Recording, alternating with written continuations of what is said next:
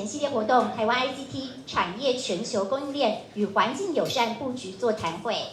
近年来，我们知道在全球的经贸发展有非常大的变化，包括受到了疫情影响、俄乌战争还有气候变迁等议题，国际大厂重新调整研发以及供应链布局。那当然呢，我们台湾位居我们全球经济中重要的角色，也具备我们半导体产业的关键地位，还有高素质研发人力等优势。那么，作为全球制造业最重要的合作伙伴，我们布局也是跑在最前面的啊。台湾是不断强化产业的竞争力与韧性，并且在全球各地布局，就是为了提供更好的产品与服务。那今天呢，我们举办这场活动目的，当然就是希望可以号召我们更多的国际伙伴一起加入我们整个产业发展的行列啊。也想要跟全球传达一个讯息，那就是无论政经是如何的动荡，我们台湾的产业都已经准备好了，希望可以跟各国伙伴携手合作，共创更美好的未来。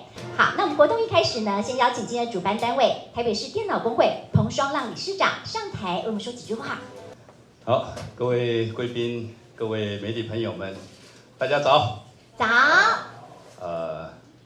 这是我们疫情解封啊，完全解封之后，举办的这个盛会啊，所以呢，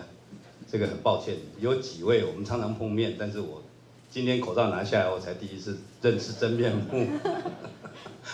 OK， 欢迎大家来参加我们电脑工会主办的台湾 ICT 产业全球供应链以及与环境友善布局的座谈会啊。那虽然说呢，许多的这个演讲的开场啊，很多这个现在很流行的就讲哦，我这个题目跟我这个内容很多是 ChatGPT 啊，帮我这个协助我啊。但是呢，实际上我们不是啊，我们今天是真人演讲。而且是大家演讲的内容跟题目呢，这个都是现在最切入时尚啊，我讲时尚可能更贴切一点哈。当然是这个是我们现在趋势最热门的题目。那首先呢，我想这个今天我们有非常多的贵宾来参与我们这个座谈会哈。那当然我就不一一介绍，因为刚刚主持人都已经介绍过了我们贵宾，包括我们董董事长，还有何春盛董事啊，还有这个卞总啊，还有静，那当然还有我们这个吴永续长啊，还有我们这个洪春辉所长啊。那我想今天媒体朋友非常的捧场，就是因为我们有这么强的阵容啊。那我想。因为刚刚我一开始讲了哈，3年的疫情，老实说，真的是改变我们非常的多啊。那不只是大家的生活有很大的改变，我们的产业的结构也改变，再加上俄乌战争、地缘政治，其实让我们的这个产业链呢，也都有非常多的重大的改变，从解构到重构。从长链到短链啊，其实都是我们过去几十年的这种所谓全球布局或全球分工所没有见过的哈，所以这一些呢也是对我们这个整个产业的挑战非常的大，尤其是我们要怎么去维持我们的所谓的经营的韧性啊。那 ICT 台湾的 ICT 产业呢，其实在过去这一段时间应该算是发展的佼佼者。所以呢，今天我们也是希望能够透过许多大佬们的现身说法，来告诉我们啊，怎么样台湾的这个ICT 的产业链啊，不管是在全球这个变局之下，我们怎么重新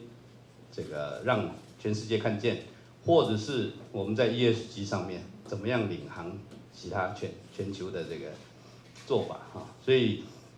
今天除了这个有童子贤董事长谈这个台商的立场，来谈怎么做好全球布局，那当然还有洪所长也会谈总体经济、总体环境变迁来看资通讯产业的全球布局还有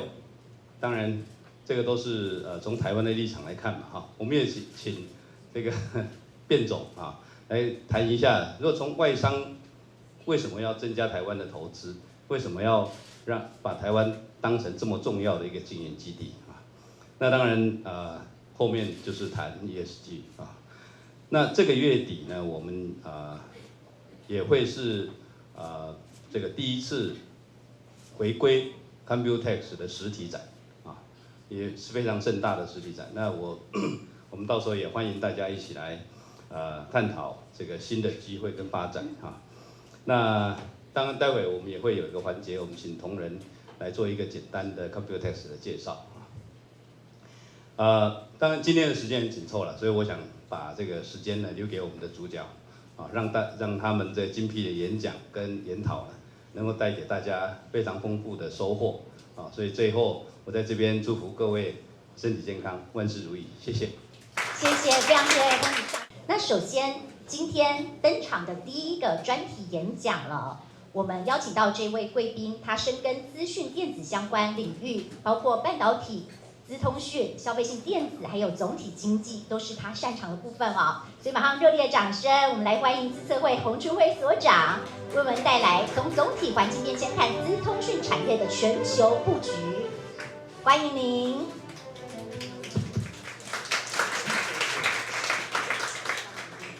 那个理事长，还有荣誉理事长，还有各位产业界的先进，还有各国的这个朋友，还有这个所有媒体的朋友，大家好。那我想非常荣幸有这样的一个机会那在今天这样子一个盛大的会议中，跟大家一起来分享，那我们对这个台湾以及全球资通讯产业变迁的一个观察。那我先简单自我介绍，我叫洪春辉那英文名字 Chris 那在 MIC 我们所服务的单位是财团法人资讯工业策进会，那里面的一个部门我们简称为 MIC 那么我先特别声明我们不是做麦克风的那很多人以为我们这是做麦克风的公司我们在台湾负责做这个产业情报资讯情报这个市场情报资讯的搜集，那提供给政府部门还有产业来使用那我想今天非常荣幸，主要是在这个场合其实诚刚刚理事长所提到。我们发现，在过去1年疫情这段期间，确实我们看到整个产业，特别是资通讯产业有一个很大的变化，而这个变化呢，包括对整个景气波动造成一些影响，同时呢，也影响了整个台湾的供应链在全球的布局。那而且甚至呢，也影响整个供应链的体质那朝向这个近邻永续方向的方向去进展所以我想今天特别透过这个机会来跟大家来分享我们所看到的一些情况那所以我想首先也发现就是说，在过去疫情这一段时间许多的厂商也会来问我们，因为我们很多是我们的客户就说那到底这个景气的状况会是怎样那其实呢，在疫情之前，他们也常常来问我们问什么事情呢？就是到底这个美中的关系那会不会影响到这个出货的状况？那到疫情的时候呢，更担心什么？更担心会有断裂，会担心会有这个缺料的问题那其实确实在过去这一段时间，我发现这个在资通讯产业工作的朋友非常辛苦就经历这个景气的上冲下洗那他们的这个供货的状况随时都在追踪这些情形。可是到了去年的这个第2季到第3季之间，我们发现一个很奇特的现象其实1年多前大家还在谈缺料，而到那个时候突然发现说景气的状况开始减缓，不管是因为乌俄战争或是其他的通膨的因素那很多的这个物价上升之后，那我们看见这个各国的央行也开始做这个利率的调整那今天我想早上大家应该有看到美国的新闻那个这个 Fed 在调升1码那当然这个市场对这边的反应就有点激烈而且虽然它已经暗示可能不会再升息。但是大家还是会保持这个谨慎的态度，所以这一些的状况其实都冲击了我们的产业链的景气那其实我出门前也还特别问我们的研究团队那对下半年的景气怎么看对下半年出货状况怎么看哈？那在座有很多都是先进哈大佬，那但是我们现在的看到是这个下半年的状况，我们团队的回复哈，从供应链回来，大家都至少会比上半年要好啊，这是我们现在看到一个基本的情形。但是呢，这里面我们看到，其实整体来说，经济的动能还是在相对的低档啊。那大家最关注的，其实在这段时间短期的，还是对通膨相关的一些议题哈，能否做有效的控制哈？所以我想这是第一个我们现在看到哈产业所面对的一个景况啊。那当然，在这个景况底下哈，那我想 MIC 我们长时间观察台湾资通讯产业，那我们认为在今年在全年的这个 ICT 产品哈的一些出货状况，那各位可以看见哈，相较于去年大概都是还是大部分是下滑哈。那比较特别的是，我们对网通类的产品，包括像伺服器啊，那它的状况，我们的虽然成长率没有前一年来的高哈。但是呢，今年我们的观察还是维持这个缓和的成长。那我们的团队哈，在目前的观察，在下半年，其实这样的一个状况，其实是有机会继续呈现加温的情形啊。那至于其他的，我们可以看见笔电、桌机、主机板大概是下滑，但是下滑的幅度比去年的状况要来的缩减。好，所以我们现在看到的就是说，非常有机会在今年的上半年1、2季大概是景气的这个谷底那么在下半年有机会缓和的回升，那这个是我们现在看到一个短期的状况那这样的一个状况，其实也诚如刚刚我们在所提的这个景气的变动，然后这个疫情的变动导致这个厂商其实原本还在处理缺料的问题。结果很快的这个一段时间之后开始处理库存的问题，所以怎么样维持供应链的运作的稳定，跟维持供应链运作的韧性，那其实也在过去这一段时间引起很多的讨论那另一个引起供应链变化的还有一个很大的议题是美中的这个对抗从早期的贸易战到科技战到现在延伸这个美中关系的一个紧张我们也看到，其实对供应链的布局也造成了影响造成了什么样的影响呢？我们可以看到在很多我们原本台湾的资通讯产品那比较是采用规模经济，在这个中国大陆集中来生产的一个状况，但是呢，我们发现在这一段时间那陆陆续续要开始增加其他的生产据点，其实这个事情早就在进行只是在这个过去这一段的时间里面进行的速度是加快那包括我们看见说网通的产业那么持续的去扩大在东南亚的一些产能那包括在手机行动通讯的产品的产业，包括增加在南亚的一些生产据点。那同时包括笔电伺服器也大概在包括墨西哥、中南美甚至在台湾都有这一些生产据点的扩增那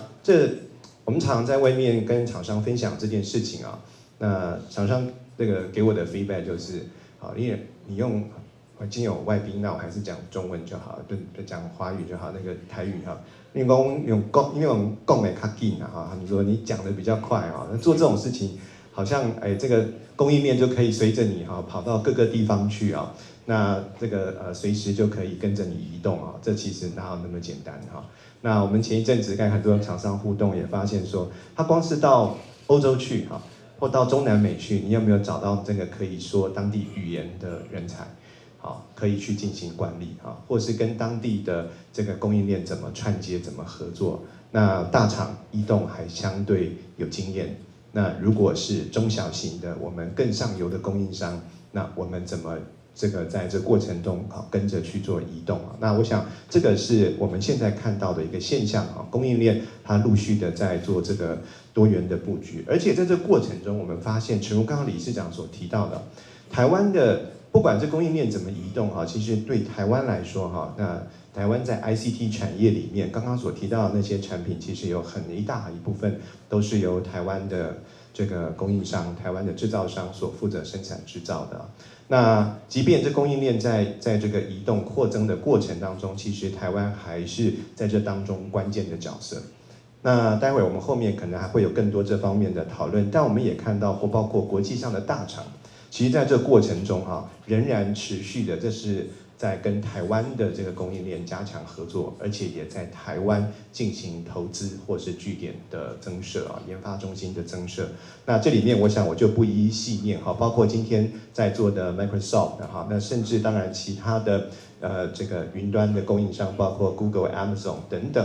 那甚至是制造商，甚至零组件的供应厂商，甚至设备的厂商如 ASML， 其实在过去这段时间仍然持续的在对台湾持续有更多的链接所以我们可以看见台湾仍然是在全球当中非常重要的一个关键，在 ICT 中上游等等下游产业占有重要地位而且其实是跟大家可以一起合作创新的这个伙伴关系那我们这是现在看到的是台湾的这个重要性，而且台湾的好处是什么那个我们的整个数位基础设施相对的完善而且台湾有非常高的这个人才相关的这个供应那相当高品质的人才的供应，同时呢，台湾的这个聚落的效应其实也是我们非常重要成为国际大厂伙伴的一个重要环节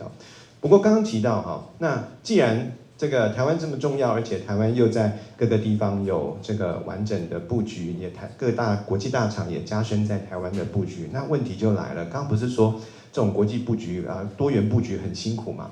好，那要怎么做其实我想在过去这一段时间，产业供应链就出现了2个很重要的转型方向。第一个就是我们常常在谈的数位转型。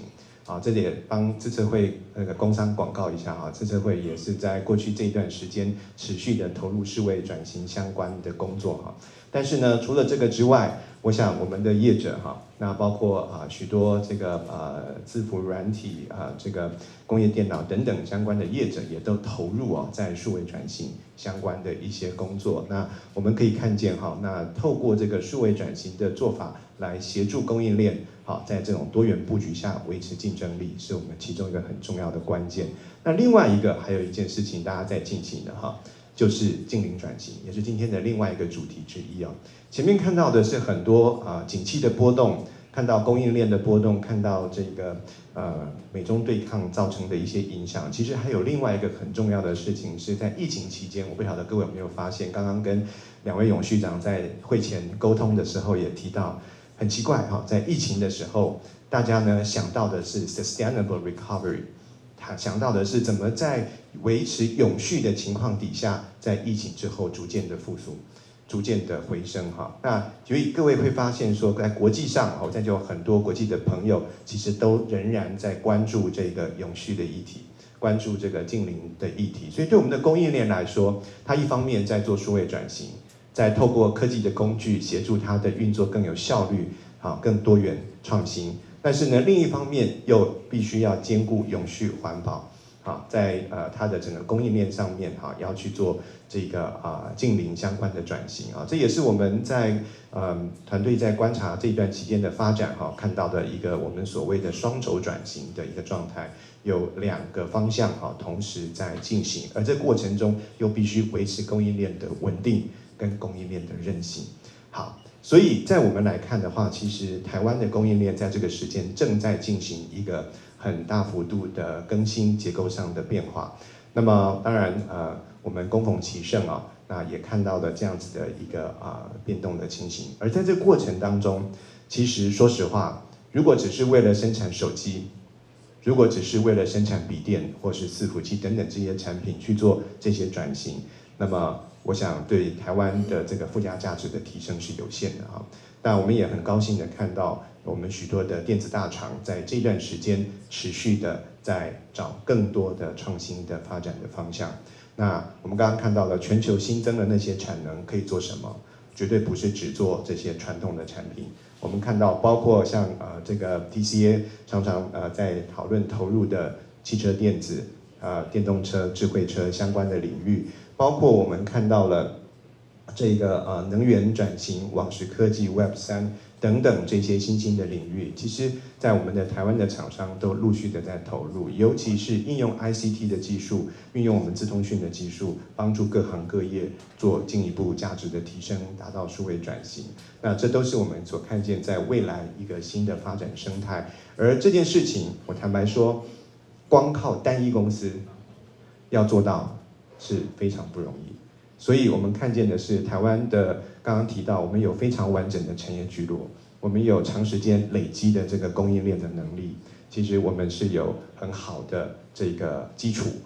集结我们的供应链的厂商，大家一起来做到这些新兴应用的创新。那当然，我们也发现就是那个电脑工会 TCA 在过去这一段时间也是长时间的投注在这些面向上面。那我们认为，不管透过这一次的 Computex， 或是在未来我们相关的这些议题的进展，其实是非常有机会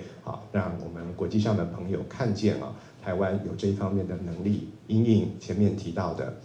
供应链的韧性、供应链的多元布局，以及我们看到供应链的净零转型，以及进一步的开创下一波的新兴应用。所以短期来看我很快的做一个结论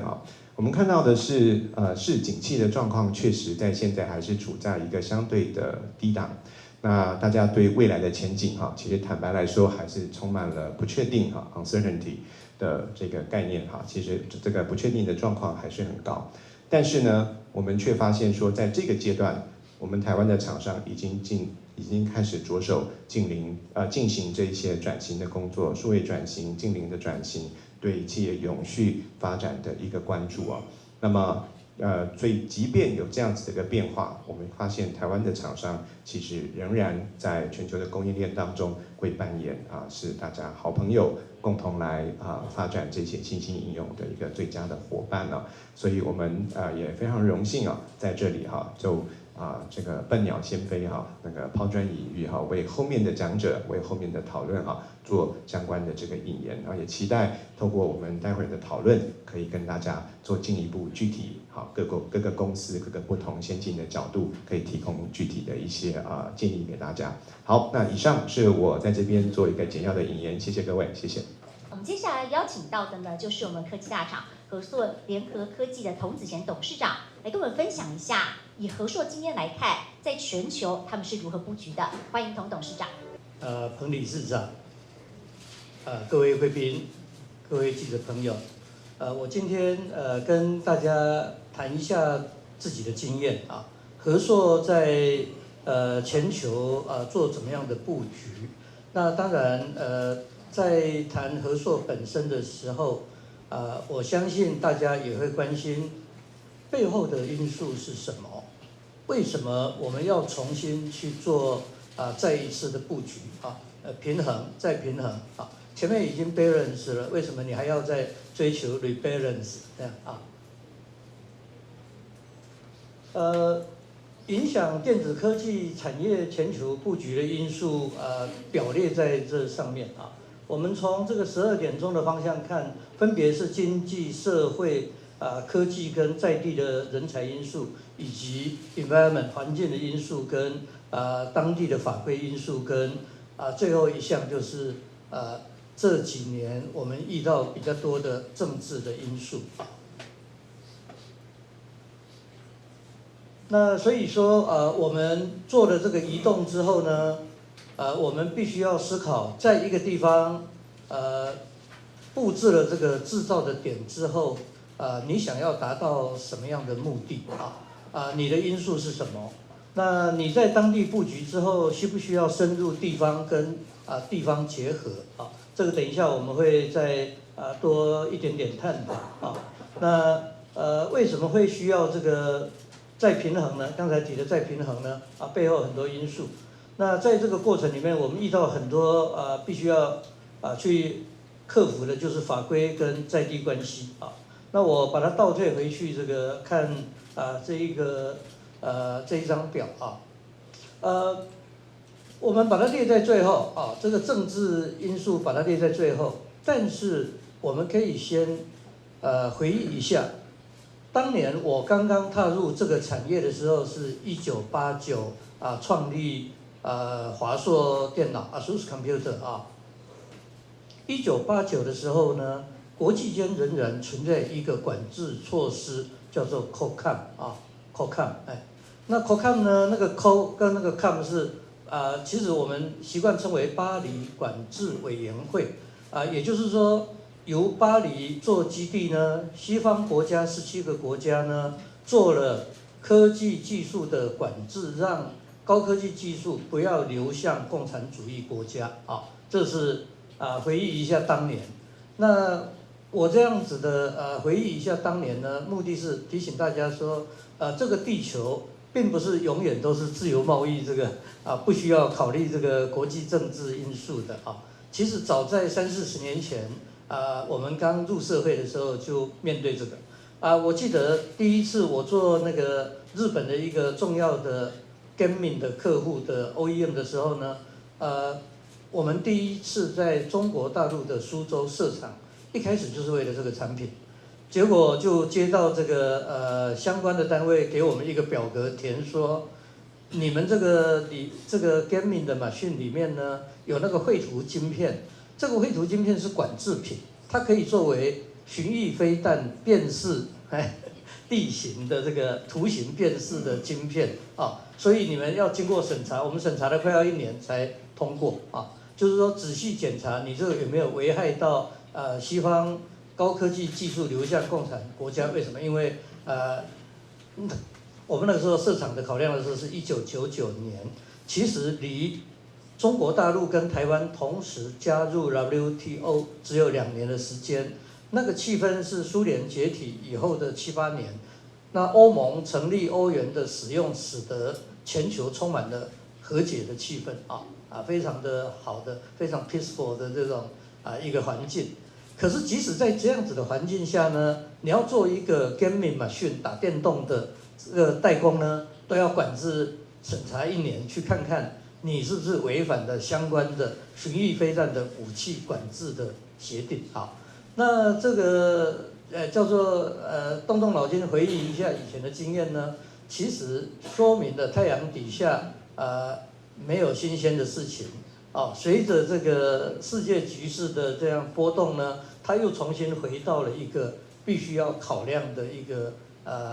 考量当年的 COCOM 的这样子的一个情形，好像又回来了。COCOM 什么时候结束呢？到了1994年，他们就宣布结束。1994年的3月，他们宣布全球大和解了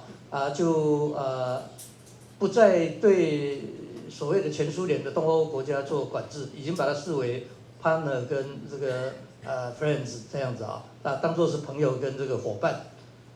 可是呢，又增加了一个叫 Watchna 的这个 control 的这个多边管制的 control 的一个 agreement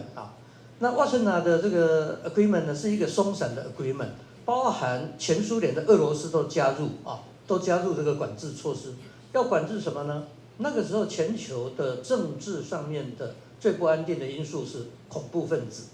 就是说要管制你的科技不能流入恐怖分子，还有所谓的流氓政权。那 Watchna 的一个协定呢是一个松散的协定，没有明讲。可是大家都知道是在管制北韩、伊朗跟这个少数的这个发生内战里面有游击队这个拥有很多武器的这个国家，大概管制了4个地方可是他们一直是属于默契式的，不列入条约的这个正式协定那 Watchna 的这个管制协定也持续一直到现在不算正式废止都还是协商，如果会员国里面有人的武器会辗转流入这个恐怖分子手上或流氓政权的话，大家会开会讨论该怎么样把它停下来违反了这个协定会怎么样呢？我的印象里面 Toshiba 日本的 Toshiba 应该是 Toshiba的 chairman 因为违反了 COCOM 的管制协定而下台，整个被日本法院判刑跟罚款为什么？因为 Toshiba 在 COCOM 生效的时候呢，辗转卖了5轴的加工机，这个加工机可以做静音潜艇，潜水艇的那个螺旋桨的静音的科技，可以透过 Toshiba 的加工机而达成所以说日本人在精密科技跟精密机械跟静音马达上面是非常有成就的一个国家那但是意外踩到红线的话董事长下台判刑，干部也判刑，然后这个公司罚款好，这就是我们叫做忆苦思甜想一想以前曾经遇到的状况，想一想我们美好的未来要怎么规划，才不会再重新再抵制这一个项目啊。好，那经济因素我要提一下，就是经济因素跟人口因素我们提一下。为什么我们会需要移动到另外一个地方呢？我们在台湾好好的做不是很好吗？好，台湾只有2320万人口，在台商大量开始移动的时候呢，大约是1992年这个邓小平92南巡之后，开始有一些松动，到了2000年前后形成热潮到了2010年，这个热潮逐渐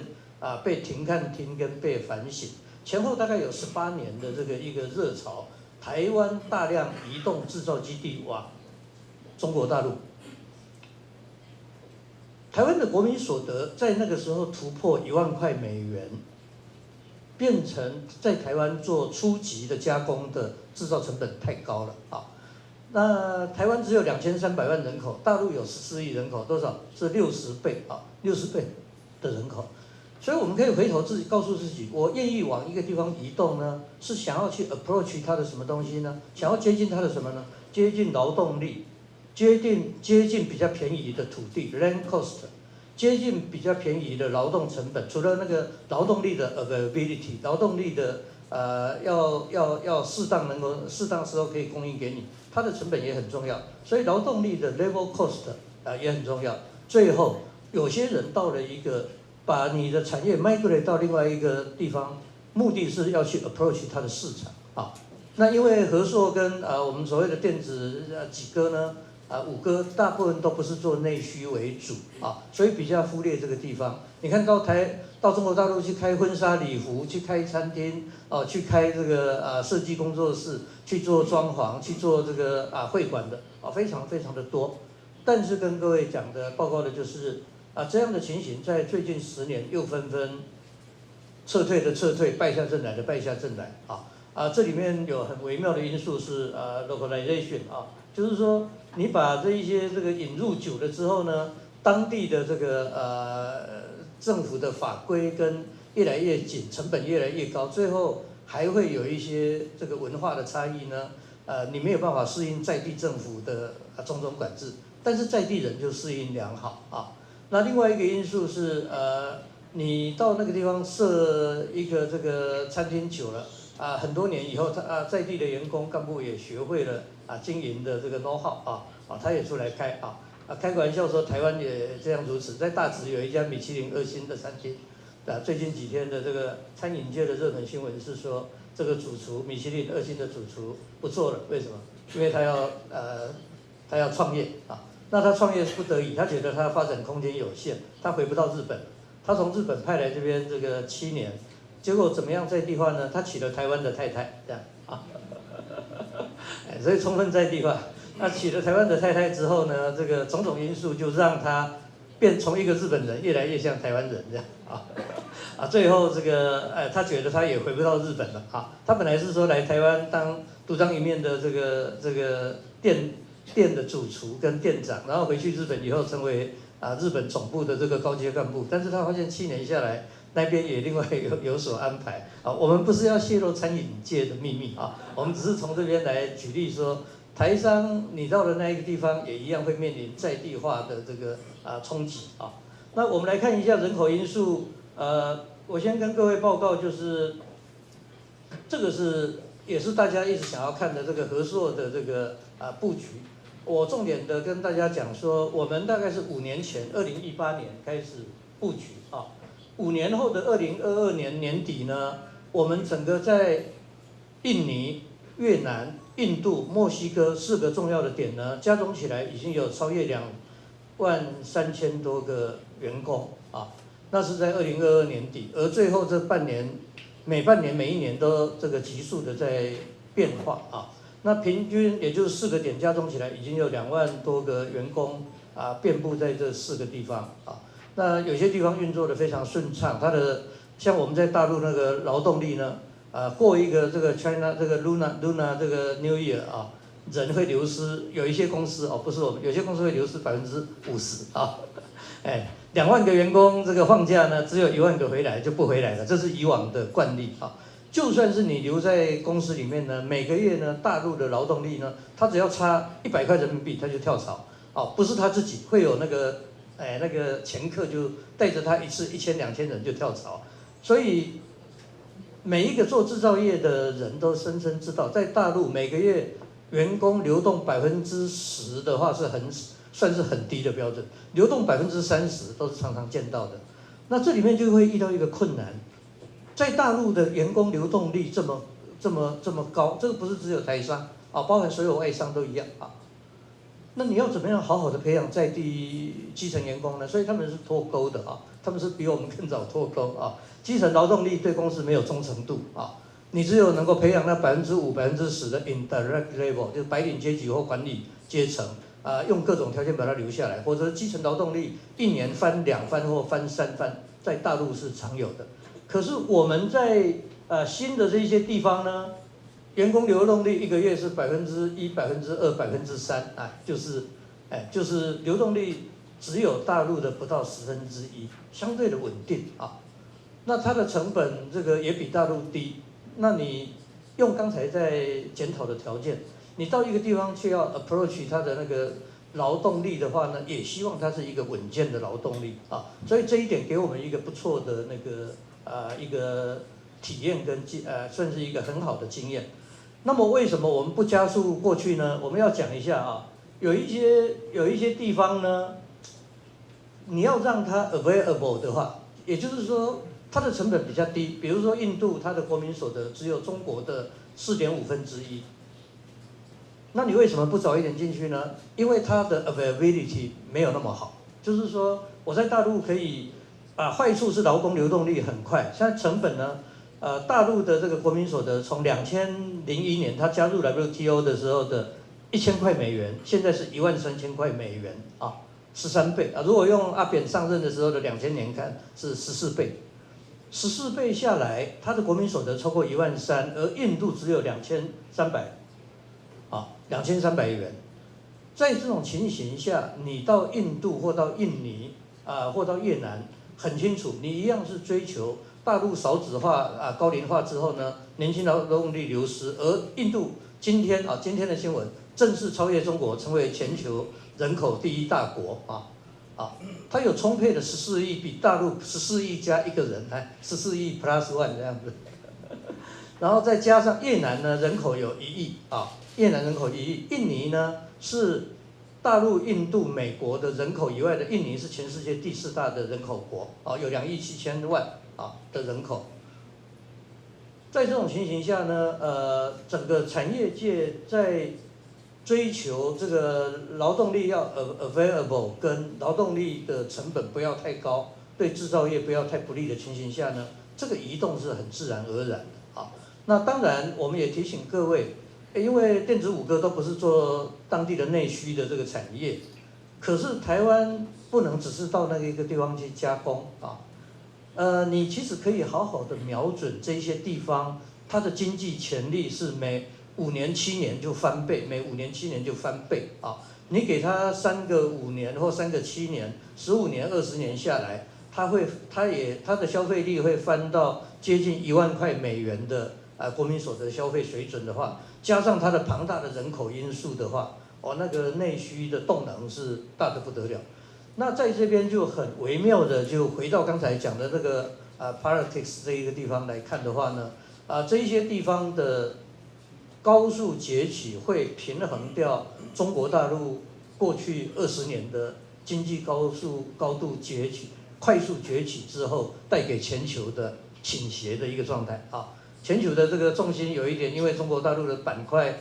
它的分量越来越重，有一点倾斜，所以现在叫做 rebalance， 就是这个意思就是说不是只有制造据点的 rebalance， 全球的局势呢，深深的影响着台商的这个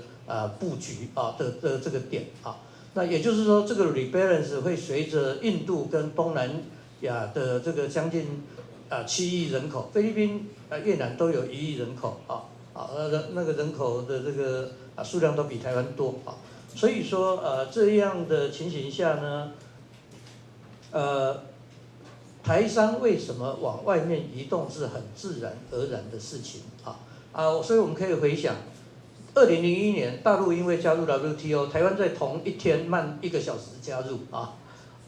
那加入 WTO 使得大陆参与了全球的经贸的游戏规则，融合进去之后呢，大家运作的更顺畅，台商也因为这样子的更顺畅而快速的在 migrate 到中国大陆去。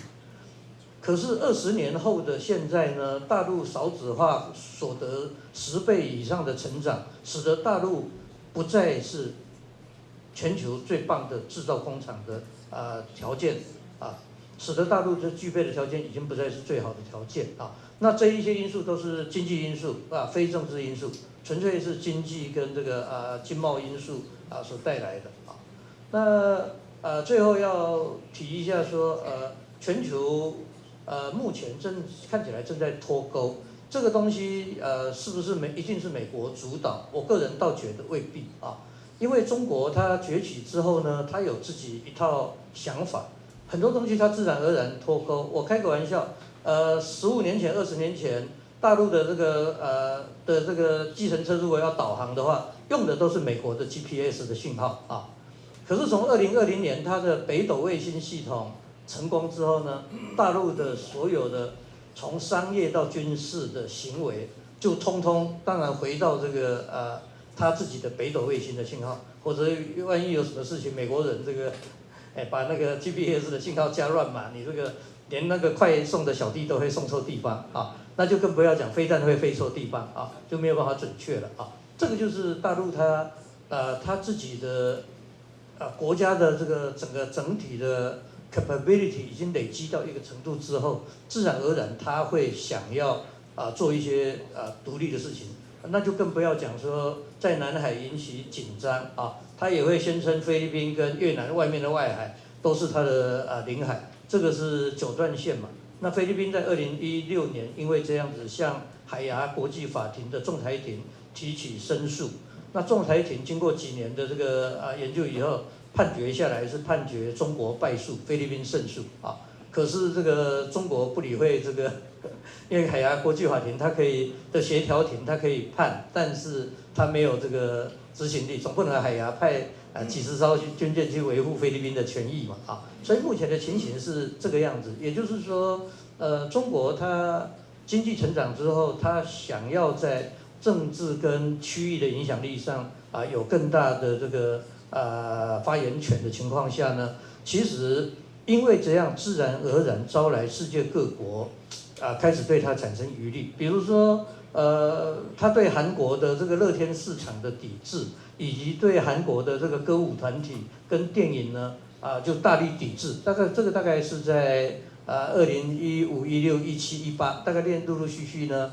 这个韩国人就不再去幻想中国大陆很大的内需市场了。为什么？因为动辄得咎，从零售百货到载歌载舞呢，就抵制你你一定要答应我什么条件，否则就抵制你。那这个台湾早就吃过苦头了，所以说对台湾来说，这样的经验是很熟悉的澳洲在过去3年疫情期间也吃了苦头，但是这个苦头是先苦后甜就中国宣称，因为他不配合他政治上面的某些立场呢，中国抵制他的葡萄酒中国也抵制澳洲的煤炭也抵制澳洲的龙虾。结果我们发现澎湖外海很多人，台湾的渔船突然有很多龙虾这样子，所以澳洲的龙虾还是卖得很好。但是煤炭呢，澳洲的煤的品质是世界一流的，那中国就因为这样子忍受了很强烈的雾霾跟缺电导致2019、2020呢很多次停电。我们在苏州也都面临说，曾经我们非常担心，他是讲说他们的碳排是超标 double， 所以他们要砍一半的这个电。曾经有短暂的半年，那个电有时候开有时候关非常的不稳。在这种情形下，你台商不得不思考说，这个怎么跟20年前的情形不太一样？20年前是道路会通、电会通、电信会通各方面都开绿色通道给你。现在的话是电不稳、政治不稳，跟成本高涨跟少子化。好，那这个就是我们必须要重新思考产业布局的一个真正的因素那这个是和硕在全球的点和硕在这个台的 headquarter 在这个和硕的 headquarter 在台湾啊。台湾的话，其实我们的集团还保有将近2万多个制造员工跟研发的员工包含我们的关系企业在内。我们在台湾有好几个工厂有好几个工厂那我们在日本有那个重要的维修跟服务据点也曾经高达将近1000人也曾经高达将近1000人。我们刚才在提说，在这个越南，这里是印尼的巴丹岛印尼的巴丹岛，它很靠近新加坡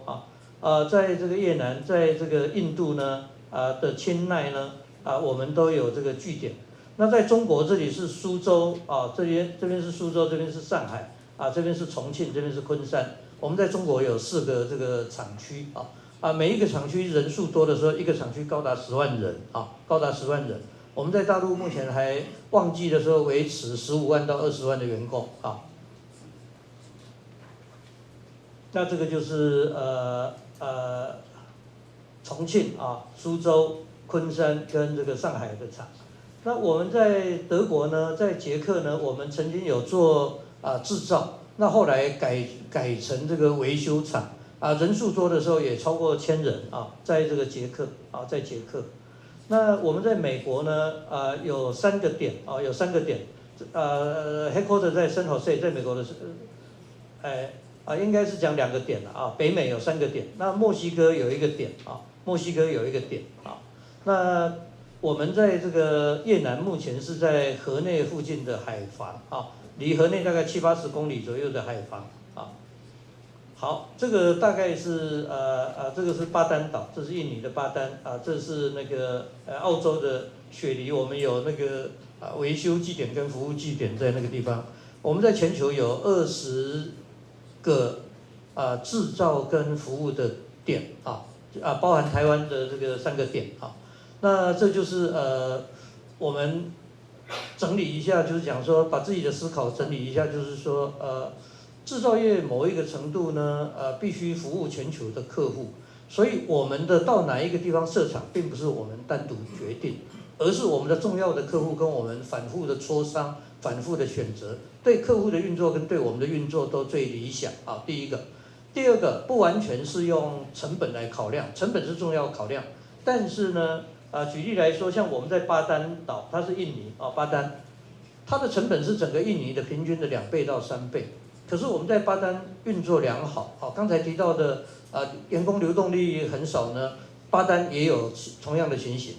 那整个巴丹的这个社会非常的稳定，员工的这个 availability 也非常的好那它也非常 stable。在这种情形下，它劳动力比整个印尼要平均贵2倍甚至2.5倍以上呢我们到目前为止跟客户商量，客户是非常能够接受所以巴丹的情形目前是状况非常的好。那我们最困难的一部分呢，刚才没有提到墨西哥，我们举例来讲，刚才在讲法规跟这个在地的政府的管理呢，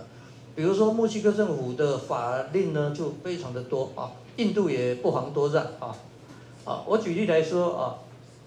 我们在美国设的这个子公司呢是负责接这个汽车电子相关的单，有电动车有非电动车的这个传统燃油车的这个电子化的单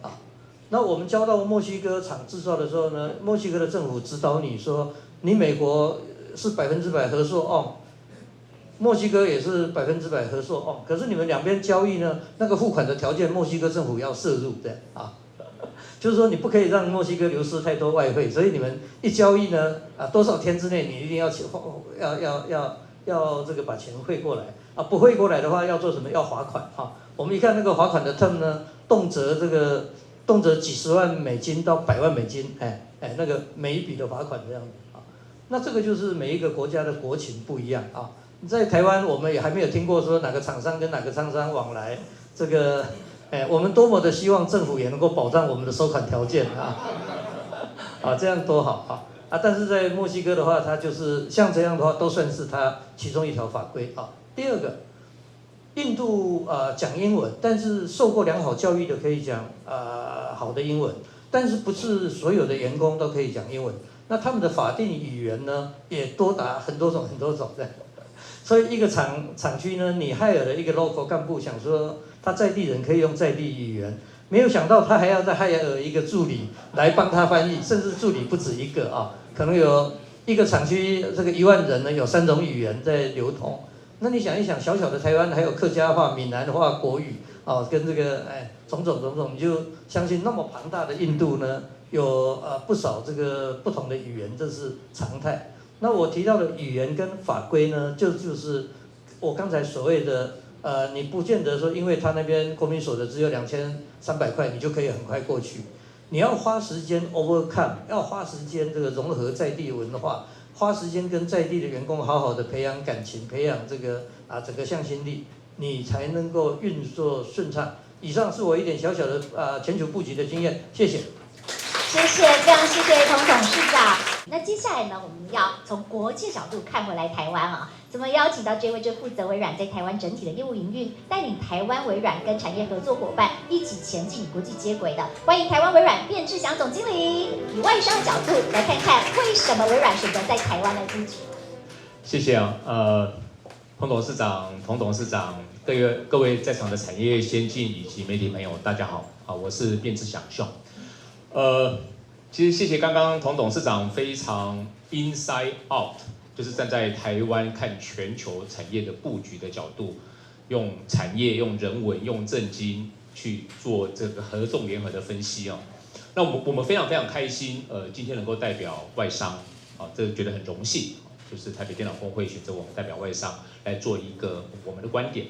那我们也很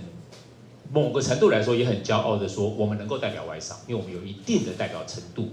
它的代表程度不在于我们在台投资的金额大小，或者是我们怎么看台湾是个市场，甚至有人半开玩笑，是个工厂或农场因为码农。而更重要的事情是，我们在台湾看到的每一个优势跟机会，我们做的每一个投资都是跟台湾的产业、国家以及企业客户息息相关，就是如何跟台湾共好。所以我接下来就用大概20分钟左右的时间，跟各位分享一下外资或者是微软怎么来看台湾这个市场。我想先用2分钟，很快的大家过述一下微软的使命以及我们的世界观。这个我相信对微软比较有认识的人并不陌生微软的使命是赋能地球上的每一个人和每一个组织，能够实现更多成就非凡。我为什么从这个角度切入跟世界观？因为这跟我们看台湾是息息相关的跟我们做的每一个动作。微软的使命是这个，那我们的世界观是什么？这个从沙提亚2014年上任以后，他就是用这样子的世界观去建构一个全球的一个大布局，包含从科技的角度，从企业、从服务、从各个角度。我们认为未来的世界是由无数多的人事物联合在一起，这个称为物联网的一个世界。而在这个世界里面，它会有2个主要的构成，一个是在中心的所谓的 intelligent cloud， 就是云端的核心运算能力；一个是散布在全世界连接人事物所有的 intelligent edge， 就是智慧云跟智慧端。有了智慧云跟智慧端，就可以透过智慧端不断的在外围、在地端的收集资讯的能力，把所有的 data collect 到云端来，再被 AI 赋予进一步分析、智能化各个角度，然后创造出一个全世界4个面向的这个服务点。它分别代表，它会利用 collect 过来的所有的 data on top AI 的赋能之后，去改变世界跟企业跟客户互动的模式，去赋能每一个员工，拉高生产力、创造力等等，去优化各个产业的流程，进而进一步去颠覆一个传统产业的运行模式，包含它提供的服务以及产品。这是微软的一个世界观。那所以一直以来，微软在做的一件事情，除了大家很熟悉的像 Office、Windows 之外，在过去10年最重要的一件事情是架构一个 infrastructure on top 的整个生态系，含云、资料、AI、物联、这个元宇宙以及中间的链接，打造出一个真正能够 empower 全世界的每一家公司、每一个人的这个过程。那进来看，要做到这件事情，这是我们的使命跟我们的事迹跟我们执行的动作。那在台湾，依循这样子我们看到的机会，一步，其实台湾我们非常骄傲，是领先全球布局的。我们在2016年架构了全世界唯2的物联网创新中心，这是 IoT Hub， 我们连接台湾的软硬体以及生态系，在物联网超前布局，连接所谓的智慧端上云的这个动作。2018年，我们跟国家一起投资了 AI-RD 中心，把国外的 RD 能量跟在地的优秀人才结合，创建了 RD 研发中心。2019年，我们带入了新创的能量，就做了一个新创加速器。这边不是育成中心，这是加速器。加速器的意思就是让台湾的优秀新创，它能够利用云端的赋能，连接到全世界的市场，加速开发的流程，加速 reach 到全世界。在微软的赋能之下，它能够走出台湾，连接全世界，这叫新创加速器。2020，我们宣布了有史以来微软在台湾的最大投资，就是资料中心的落地，并且把物联网的创新中心，因为整个生态系已经完成，我们 level up 变成是一个全球的卓越中心，做 excellent。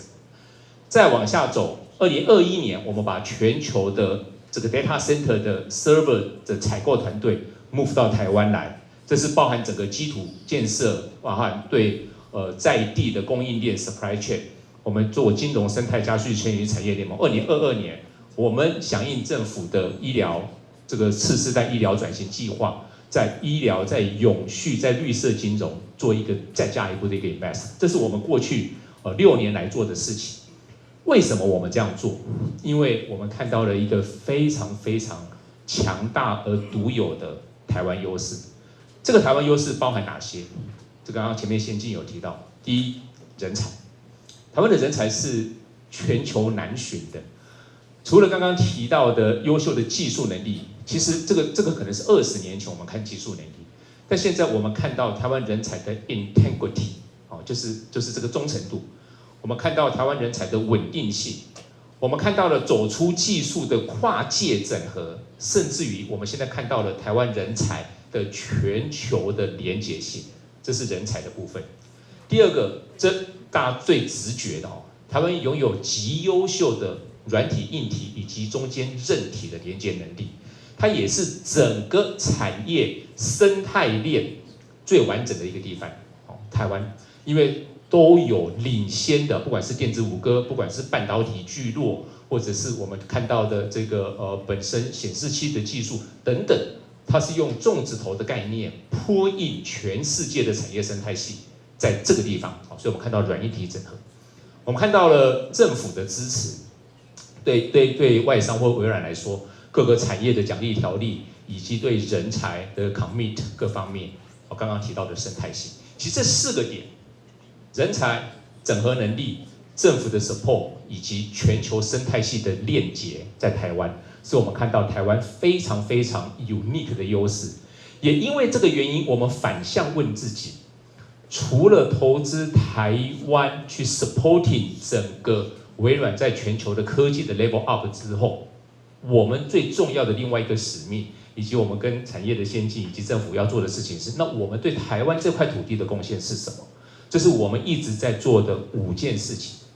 第一件事情，我们希望透过这样子的投资跟在地的深化，刚刚谈童董事长是 inside out， 我们现在做的是 outside in 的这样子的深化。会做到这5件事情。第一，加速产业创新。我们这边非常清楚的 identify 4个产业，我们如何去做加速创新。第二个，我们如何协助政府跟产业去强化产业韧性。我们大概3年前谈这样子的一个概念，并且开始进入布局。最近1年，这个字非常非常的红啊。第三，我如何在基础设施之下做到更重要的一件事情，就是 security 的安全防护。因为这是资安防护胜于一切。那这个资安防护已经从纯软体的资讯安全，外扩到包含车联网、包含物联网、包含场线、包含所有的 security。第四，我如何在这么强的生态系之下，再加注软体研发的能量，再去强化跨界的生态系。第五，永续创新 sustainability。其实今天的主题是 ICT。其实，在 ICT 这个产业，在全球供应链的角度里面，我们清楚的看到台湾供应链面临的3个挑战，但也是3个巨大的机会。它其实是由3个 S 构成的，它分别是 security、sustainability 跟 supply chain 的 management。这3个 S 其实有机会让台湾的生产跟制造在全球布局里面再 level up 一次。因为它同时会有客户的要求，会有法规的要求，以及区隔我们跟全世界竞争对手一个非常非常庞大的一个不同。所以这边就是很快的跟各位聊一下，在创新的部分，我们带入技术跟产业，这产业包含制造、金融、零售、医疗等等，跟政府哈，我们去做怎么样的创新？像这边我们办产业的黑客松，就是黑客松，我们做客户。以及不同的这个 interact， 我们做台湾人才的在地培育，除了hire 优秀的人才之外，我们如何去 developing？ 所以大家知道我们在2年前的 commit， 就是随着资料中心在台落地，我们跟政府共同培育30万的一个在地人才。在resilience， 就是所谓的数位韧性跟资讯安全部分，这是我们在台湾非常非常非常注重的一个点。我们透过5G 核网以及Aerospace 在太空科技连接6G， 我们要把地网云3个地方完全打通，然后再把它上到 Aerospace 的上链。其实这个地方衍生出我们跟政府跟产业共同看到的一个全球机会，而且我们的确做到了全球第一就是我们在前阵子也发表了，我们跟台湾数家不是只有1家的电子五哥或者是在专精领域的产业。我们把5G 用 Microsoft 的核网，加上5G 的 O-RAN， 然后连接云端，然后走到 Aerospace， 打通这样子的一个所谓的产业韧性跟国家韧性，做到像就 NWC 我们也做了这样的发表，这是全世界第一的。像这边看到的就是我们跟 Pekatron 做的一个全球案例的一个示范，也引起了各国的一个注意。再来。在 ecosystem 跟 sustainability， 我们以产业为聚落，去用微软的云平台pull in各个产业的生态链，在云平台上面大家共荣共好，做的就是我们谈一个概念叫做 customer as a partner， 就是你如何让一个好的客户也成为一个好的伙伴，演而优则导。譬如说友达在制造业是领先者。那友达用的技术有没有一天有机会在双轴转型的状况之下，能够输出到全球 on top 微软的云端，看到微软的全球制造客户都有机会使用友达的 solution 譬如说我们谈绿色的永续制造，台湾有非常非常多 outstanding 在能源管理，在这个水废弃物资源管理上面如何去做到这一点。那我们也commit政府也跟这个董事长、理事长的号召之下 join 了这个初始创设了台湾气候联盟协会，这都是在 ecosystem 跟 sustainability 这个领域上面微软承诺跟投资台湾做的一件事情。那下一步呢？如果我们展望未来3年、5年、10年，正在发生的大事是什么？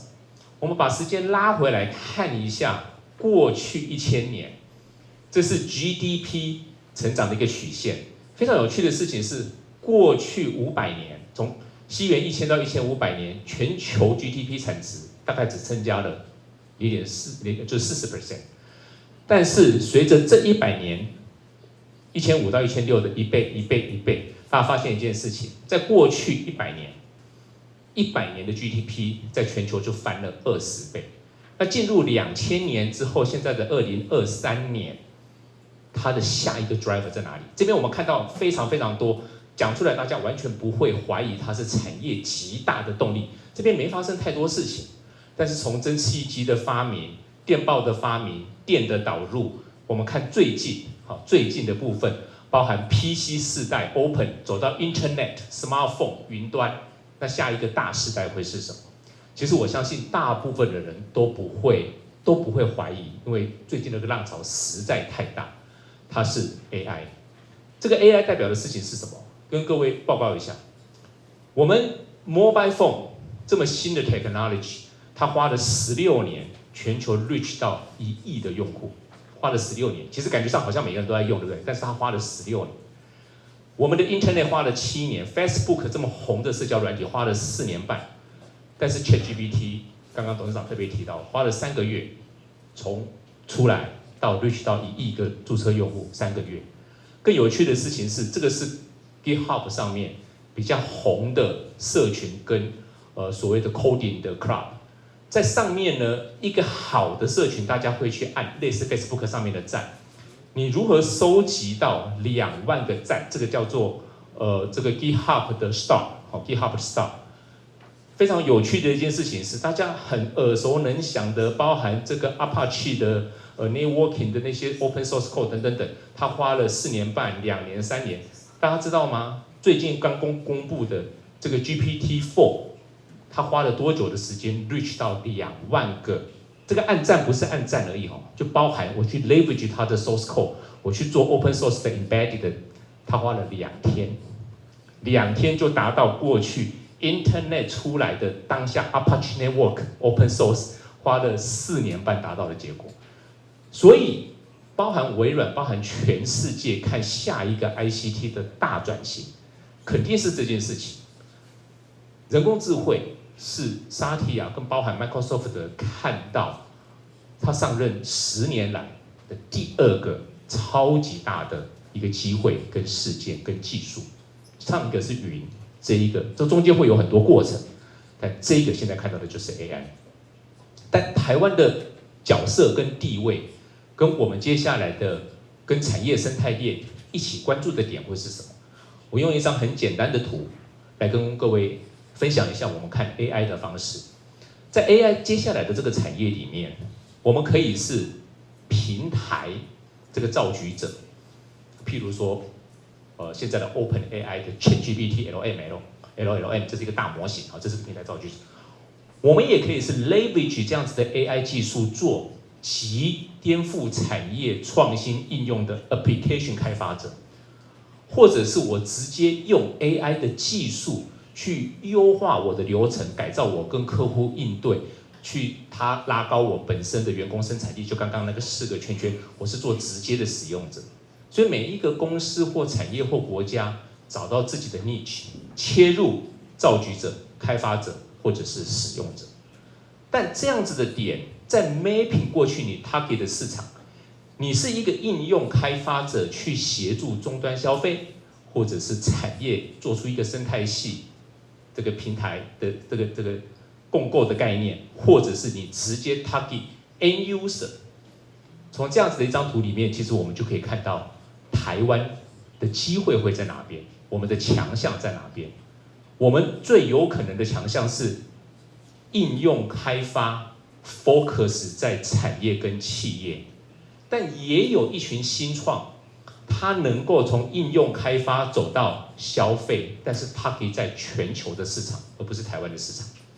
那我刚刚讲说，为什么我们最有机会是应用开发？因为我们有极佳的产业应用的 domain know-how。所以演而优则导，从一个强化的 ICT 产业使用，进而做到产业的应用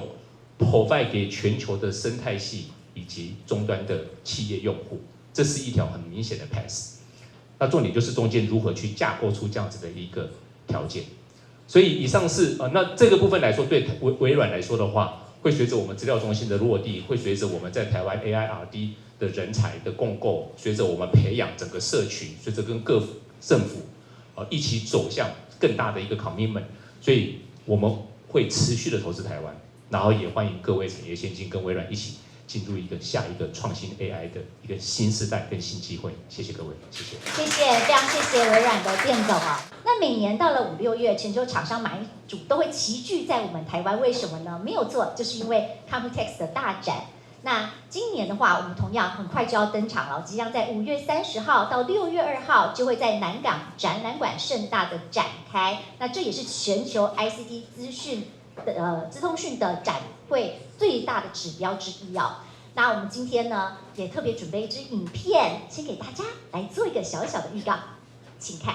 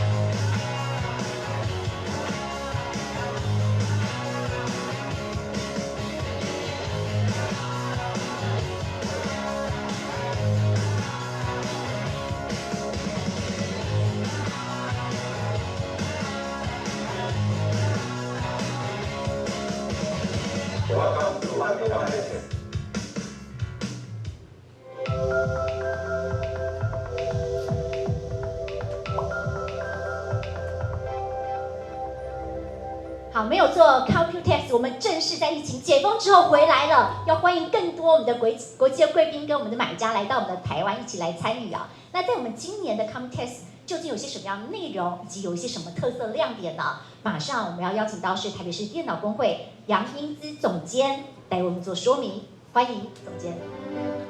那童先以及各位先进跟媒体朋友，大家早安。那么其实我这个场次就是做个串场，我们接着下来还有更精彩的座谈会。那跟大家就是简单报告一下今年就是这个 Computex 跟 Innovex 一个简单的概况。那我们是在这个1981年开始这个成立电脑展，所以我们今年其实已经迈入第43届了。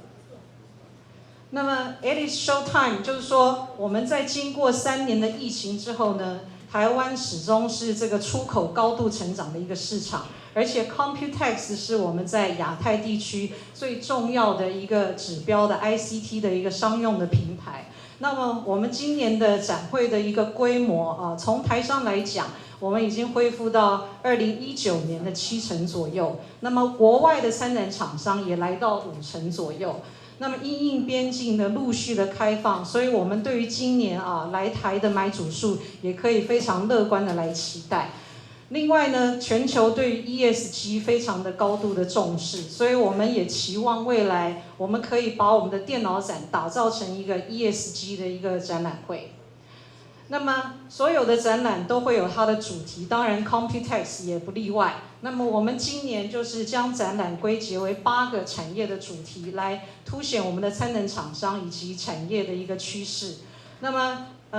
台湾本来就是这个半导体的一个重镇，那么电脑展更是各式晶片应用的一个重要展示平台。所以我们这个台商因为拥有所谓的工程能力跟量产的一个能力，所以可以将我们满足这个全球买主他们的需求，把产品能够快速的能够打造出来。像我们这上面所列的这些产品，都是我们今年的亮点的这个主题。那也可以在展场里面看到这些产品。Together we create， 今年我们的展览会这个会在5月30号到6月2号来举办。那这个是我们大家所共同努力的一个成果。我们会使用这个南港1馆跟2馆来举办，会集结1000家的厂商，3000个展位的一个规模。同时，我们在展中也设置了这个车用电子跟智慧纺织品。那主要这2个这个专题馆是跟我们的 TADA 先进车协，还有就是 TSTA 这个智慧型纺织协会，大家所一起共同主办的。那我们的指标厂商，大家也可以看到这上面的图，包括双 A 啦、友达、这个台达电等等这些厂商都会来参与我们的展览会。那么这个是我们各个展区的一个分布。那 Computex 我们会使用就是南港1馆来展示，那么 Innovex 就会使用南港2馆来展示。到时候就欢迎大家能够到现场亲临现场来目睹我们这个展览的一个盛况。同时，我们也邀请产业界这个具有非常这个高度这个指标性的人士来担任我们的 keynote speaker。当然，领域非常的广，包括 AI、通讯、车用电子跟这个高速运算的这些领域。再来，我们也规划 Computing Forum， 他们有3个主题，然后举办4个专场的论坛。那么包括元宇宙、晶片跟半导体，还有科技永续。那么我们也邀请就是业界的一些知名的厂商来担任我们的讲者。Best Choice Award 已经举办超过20年以上的时间了，那它是我们的 Computex 的一个官方的奖项。那么我们也是这个 Best Choice 也是我们全球买主他采购的一个指南。我们会在今年因应的产业的趋势特别设置了新增的这个 ESG 智慧座舱跟这个元宇宙的新的项目这是我们特别因应产业趋势所新增的。那么我们在5月23号会办理媒体交流会，来公告我们所有的得奖的一个产品。另外，在5月30号的开幕典礼，会把这个年度的最大奖，在这个时候才会这个公布出来，邀请政府首长来进行颁奖。展中我们也会设置这个 Best Choice Award 专门的一个展示区，让这个参观者可以一次性的看到所有的得奖的一个产品。另外，我们也期望就是能够打造 Computex 成为一个 ESG 的新世代的一个展览会。同步，我们也办理了一些绿色科技的活动，也是希望这个全球的人士可以看到这个我们电脑展我们的台湾对 ESG 的议题的一个重视。那么同时我们在这个展中呢，针对有获得 ESG 认证的厂商，我们也会设置标牌来凸显他们，让这个参观者能够一目了然。那么另外，我们也在网站上面会设置这个绿色产品跟绿色技术的一个专区，让这个全球的买主可以看到我们在 ESG 上面的一个努力跟一个能量。另外 ，Best Choice Award 也特别设置了这个科技永续的一个奖项。因为这个网络的一个这个无远弗届，还有就是365天全年无休的一个特性，所以我们在去年就特别推出了 Computex Cyber World 这个网上的展览会。那么也是希望买主能够零时差的来查到台湾供应链的厂商以及他们的产品。那么去年我们这个 Computex 这个关键字搜寻就达到1600万次。那我们的供应商的资料库也已经累积到1100家厂商跟2000项的一个产品。因应这个我们物联网跟 AI 的一个新的商机的出现，许多智慧化的应用的需求也越来越大，所以我们在2016年特别就是开办了 Innovex 这个展览会。那 Innovex 跟 Computex 的结合，就是代表着国际链接最好的一个模式。我们来提供全球买主他们在这个软硬整合的总体的解决方案。那么另外就是新创的 solution 跟我们的资通讯的厂商，他们在这个资金还有就是国际资源的挹注之下，两方结合携手合作，可以这个为这个全球的产业带来一些新的风貌跟新的能量。那么这个 Innovex 是从这个展示、还有论坛、还有 pitch 竞赛跟交流活动所打造出来的一个展览会。那我们今年的展览规模也总共有22个国家、400个国内的新创的一个参与。那么这个记录也是突破以往的。那么我们也有就是9个国家馆跟7个政府馆，大家来共襄盛举。那么包含像是这个荷兰波兰、意大利、法国，还有日本。日本其实是我们今年最大的这个新创的参展国家，特别就是日本台湾交流协会，他们也是第一次筹组这个展团来参加我们的 Innovex 的展会。那么我们的 pitch 竞赛奖金大致上已经达到12万美元的一个金额。那么我们的这个论坛的活动有40个场次之多包含车用电子、元宇宙跟 ESG 这方面的一个议题。那么台湾 is best partner， 因为台湾拥有这个产业的韧性跟这个全球的布局，所以3年的疫情之下，那么可以证明台湾是全世界 ICT 产业最可靠的伙伴。那么以上是我简单跟大家的说明，如果有不清楚的地方，我们也有提供电子档给大家，可以做一个参阅。那么谢谢大家的聆听，谢谢。好，那紧接着来到我们今天活动的第2阶段，也是大家非常非常期待的 panel 座谈会。那么邀请我们的主持人还有与谈人来到台前，包括我们的资策会洪春辉所长，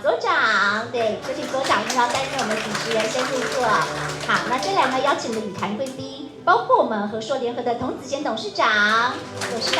以及研华科技何春盛共同创办人。另外要欢迎到永宏基刘金进董事长，以及华硕电脑的吴德兴董事长。对，我们欢迎我们的主持人跟与谈人。那接下来呢，我们的时间就交给主持人。好，谢谢这个各位来宾到现在这个阶段，我们进入座谈会的讨论啊。那我想刚刚主持人也介绍过各位这个先进其实在座各位除了我之外，大家应该都不需要多所介绍，大家都是耳熟能详那非常广为这个大家所认识的那我想在刚刚不管是从这个童董事长在针对台湾英山澳的角度去看我们在全球的布局，那同时谢谢卞总也让我们看到澳山印从国际上的一些大厂那怎么来看台湾的这个在供应链中的地位那所以我想follow 这个主题那我想也继续的请教我们在座的这个来宾其实我们就看到说在这个环境的变动之下，我们确实看到整个供应链在调整。那除刚刚董事长所提的，那这个变动也不是最近才发生的长时间在国际政治的一些环境之下，都以及这个人力成本的考量下，都在进行这个移动但是我们也看到台湾的 ICT 产业发展到现在，其实我们在相当多的产品上都具有很好的这个表现而且在供应链上的地位一直都扮演很重要的角色所以我想第一个问题是先想请教这个何董就是我们在从您长时间来看的话，台湾的 ICT 产业在这个刚刚董事长所提到的这种地缘政治变化的情况底下那您看的角度是，那台湾怎么可以继续发挥我们的影响力那不晓得您怎么看这个 ？OK， 好，谢谢。大家知道前一段时间大家都在关注半导体因为半导体是台湾的护国群山。那事实上大家不管美国、日本、欧洲甚至最近越南、印度都说要发展半导体产业。那为什么大家这么关注？因为半导体产业是我们整个这个电脑产业的源头。所以各位知道，我们台湾生产电脑，80%的电脑台湾生产，90%的手机台湾生产，70%的工业电脑是台湾生产的。所以这些我们跟半导体产业是连在一起的，就是台湾的 ICT 产业跟半导体产业是连在一起的。那我们整个电脑产业呢，其实有2大应用。第一个我把它叫民生工业的应用。第二个是大家过去比较少谈，也比较没有去关注的，叫做军用。所以最近有个名字叫军民两用。其实我去以色列，今天以色列代表，我在去年去以色列，我们研华在以色列有一个分公司。我一个客户他是做阿用洞的铁穹，各位都听过。那个铁穹是以色列最好的那个短程飞弹的防御系统。我透露一个消息，就其实里面的电脑都是台湾生产的然后他们现在在发展第2道叫 Ion Beam， 就直接用雷射光就把来袭的飞机或是飞弹就打下来。所以不管是在以色列或是英国的 BAE， 这是最大的军工产业，美国的雷神还有这个美国的几家这个 military defense。其实他们都是台湾很重要工业电脑很重要的客户，所以我要这边特别要提，就是说，台湾对全世界的这个影响力绝对不是我们2300万，不是一个36000平方公里的一个小的地区，我们的影响力是影响到全球。刚刚提到董事长讲，全球政治稳定是需要靠台湾。所以我觉得我们当然就台湾这个很自由，有些媒体就喜欢这个唱衰台湾，其实大可不必啦哈。我觉得我们要对自己更有信心，因为台湾为什么最近美国的这个金火唱会到台湾来那个其实他本来就是台湾的客户，现在只是说要进一步看好，所以你看最近的这个股市，你就可以知道就是哪些在涨啊。所以我要从这一点来看。那第二个童董事长也提到，就全球布局的问题哈。那从我们工业电脑的角度，因为工业电脑是跟这个ICT 节，我们是很小的一支了，大概不到1% 哈。我们很小，命很苦，所以量很小，所以我们从小 Day One 开始，我们就要做2件事情。第一个，我们要发展自己的品牌，所以研华在过去40年。我们在全球发展自己的品牌，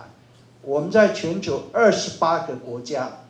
有分公司，有设 branch office， 大概有100个城市有我们自己的业务团队啊。今天包括在座的很多外管的，在他们的国家里面，其实都有研华的直接的 sales 或是业务的团队，所以我们本来就是非常的分散布局。这个东西我们在谈短链，其实我们早就在做了，那只是说，这近2年由于政治刚刚经济这个文化很多的影响，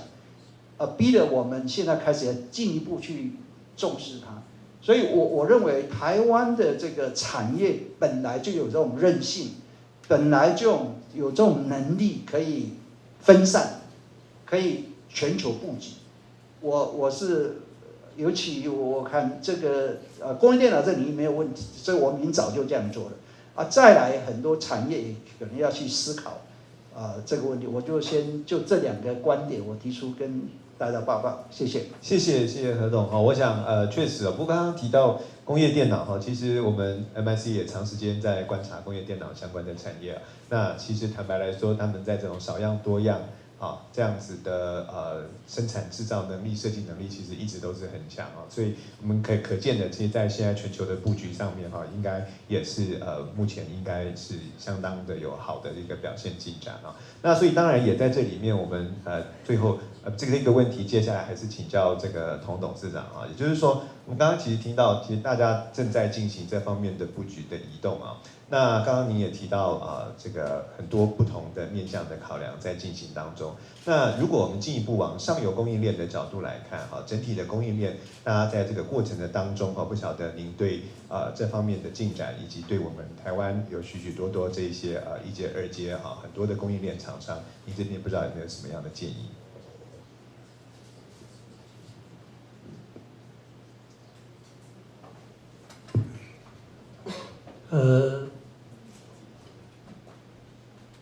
刚才提到，如果很多年前我们的台湾的制造业会往大陆移动，那是有当时的因素，就是台湾的劳动力不足，台湾的成本高涨那这2个理由是好理由那30年后的现在如果许多的台商跟外商的制造业呢甚至其他的这个包含这个高科技服务业呢离开大陆开始有一些是到美国到墨西哥有一些到这个欧洲有一些到这个东南亚的话呢我刚才提过说还有其他的几个因素，其中一个因素是市场的布局市场的布局制造业是不是也需要市场的布局呢？不完全不会我举例来说，像特斯拉这样子的客户呢，他就希望他的产品呢能够在地化制造。这里面有2大因素，一个关税，一个运输跟这个市场的回馈的反应速度会加快如果他要销售到北美贸易协定的加拿大、美国墨西哥的话呢，他最好他自己认为他自己最佳的方法就是在美国或墨西哥制造，所以他在德州，他在墨西哥有制造基地。他如果要在中国大陆，他也梦想着中国大陆那一块有很大的这个特斯拉的市场，所以他会希望上海制造。那如果到欧洲的话，他希望在德国制造。德国的这个汽车工业也很强，虽然成本高，但是劳工的素质跟自动化的布局之后整个相对成本未必会只是劳工成本的一个对比不一定是这样那相对的话，我要提一下，就是说我们作为类似像 HP、戴尔、Microsoft、Google 种种，还有特斯拉的供应商呢，我们必须要做的就是尊重客户的全球布局的情况下，配合它在全球布局，这是其中一个那再过来，我谈一下配套措施，是不是类似合作这样子的系统供应商去到德州或墨西哥或印度就没事了呢？不是，我要把一个这个电路板完整的做好来呢，我需要有材料，材料上面有 connector， 有铜箔基板，有那个 PCB 有印刷电路板有这个 IC， 有电阻，有电容，最后整个板子做好以后呢，要包装起来有包装材料那在制造板子之前，我要有 equipment， 要有 facility， 要有仪器，要有设备，要有 raw material 那种种的话呢，请问一个半导体厂商如果到了印度我要盖厂，请问在地能不能提供无尘室的这个制造？请问在地能不能提供防尘衣的清洗？因为每天需要清洗请问这个我们这样的系统制造商到了印度或印尼的话呢，你需不需要每天做好的产品需要把它包装起来你需不需要这个有飞机把它运输出去那我举这个这两个是比较浅显易懂的，是说目前我如果在印度不赶快解决中小企业的配套措施的话，跟很多供应链的配套措施，我以包材为例在印度初期设立的时候呢，它的包材是不 available 的那你变成说都要在昆山或上海打包 kitting 起来，把整个材料打包，然后用船运，然后运到印度去，然后在印度制造的时候再把它这个再把那个包材从那个货柜打开，然后运到厂区去制造。像这样的情形就是一个过渡期这个过渡期呢，以往我们在台湾移到印度移到大陆的时候呢，过渡期大概3年左右那我上次有在媒体公开提说，印度之前的脚步稍微慢一点它的社会、它的文化、它的风俗习惯、政府法规，中央政府跟地方政府不一定同调。在大陆我们3年做到的，我们在印度的经验是要6年这样子你才慢慢 overcome 那一些事情。可是印度在疫情期间的，尤其是疫情的后半段变得非常的积极。如果他政府有这个主动推动的一个力量的话，事情就会变快变容易很多。否则的话，如果我们还是持续的在这样子 kitting 过去的话呢，成本大概要2倍。因为包装材料是很臃肿的东西呢，它本身就不是很高价。那我们在美国如果设制造的话，我们也设过，我们在美国也设过制造呢。我们经过了几年以后，我们想办法在地采购，成本是多少呢？是3倍到4倍。包材的成本是3倍到4倍。好，这个时候我们就必须衡量说，在地采购还是我从大陆 kitting， 然后再过去，再运输到美国，或者我有第3条路。把那个效率比较高的台湾的供应链带到美洲去，或带到印度去所以我前几天有跟这个政府的这个主管单位这个我们的政府领导人都在场，他要我们发表一点意见我就跟他提说，像电子5哥这样子的规模呢，你到印度到墨西哥不是问题，虽然有很多事情要去克服，但不是问题。可是像我们有那个配套的那个厂商呢，它的营业额大概100亿台币左右，100亿台币它没有办法克服这个问题。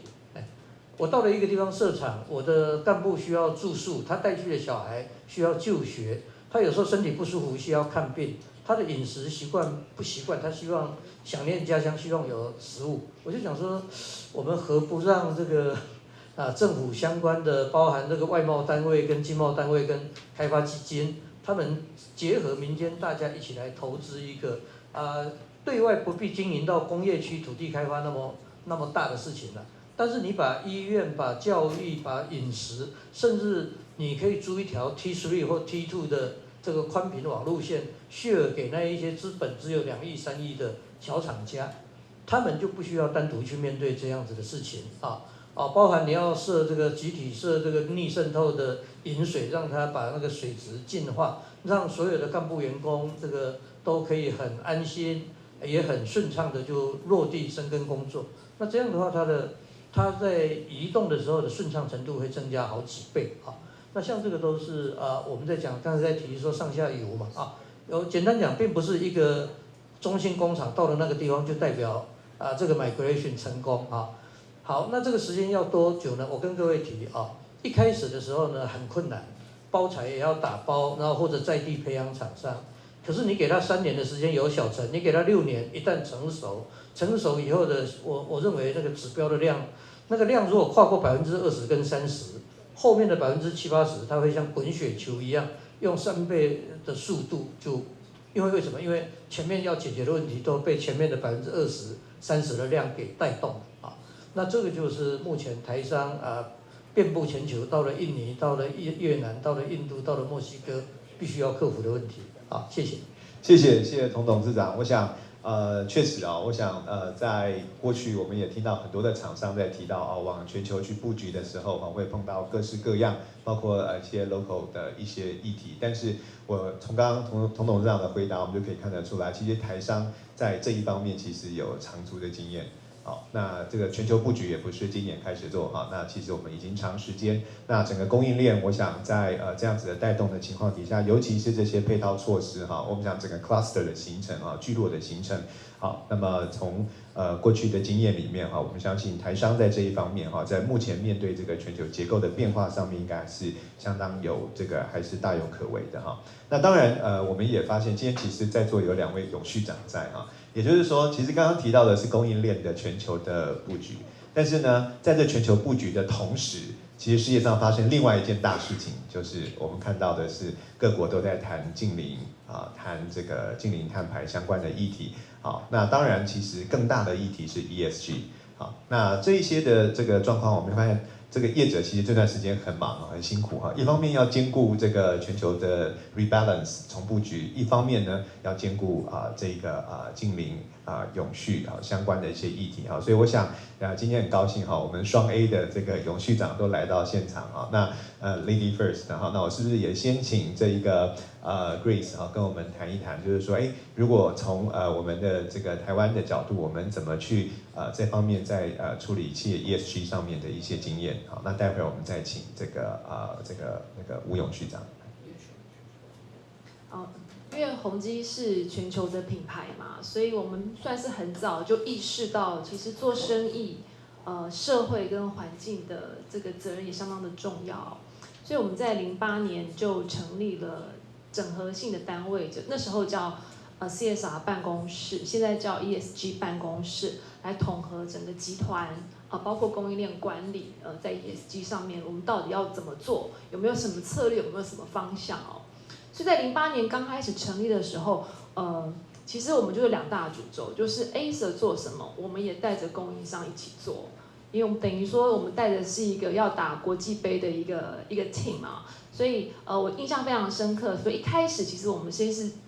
挑一个，到底供应商要做 ESG 一定要有一个标准，所以宏基挑的都是国际性的标准，包括社会面的RBA 行为准则。包括 CDP 包括一些相关的认证，什么 ISO 5001什么14064等等。所以我们等于说08年宏基一边做，一边就带着我们的供应商一起做。所以刚刚各位这个董事长在提到，就是整个怎么去建制一个韧性的供应链。那我想我们在做永续的这个主轴，就是要想办法让供应商也在 ESG 的各个象限都能够顾到。那当然我们一开始在做的时候，大家对这个议题10多年前还不是那么的熟悉，所以我们就是一开始先选标准，然后我们去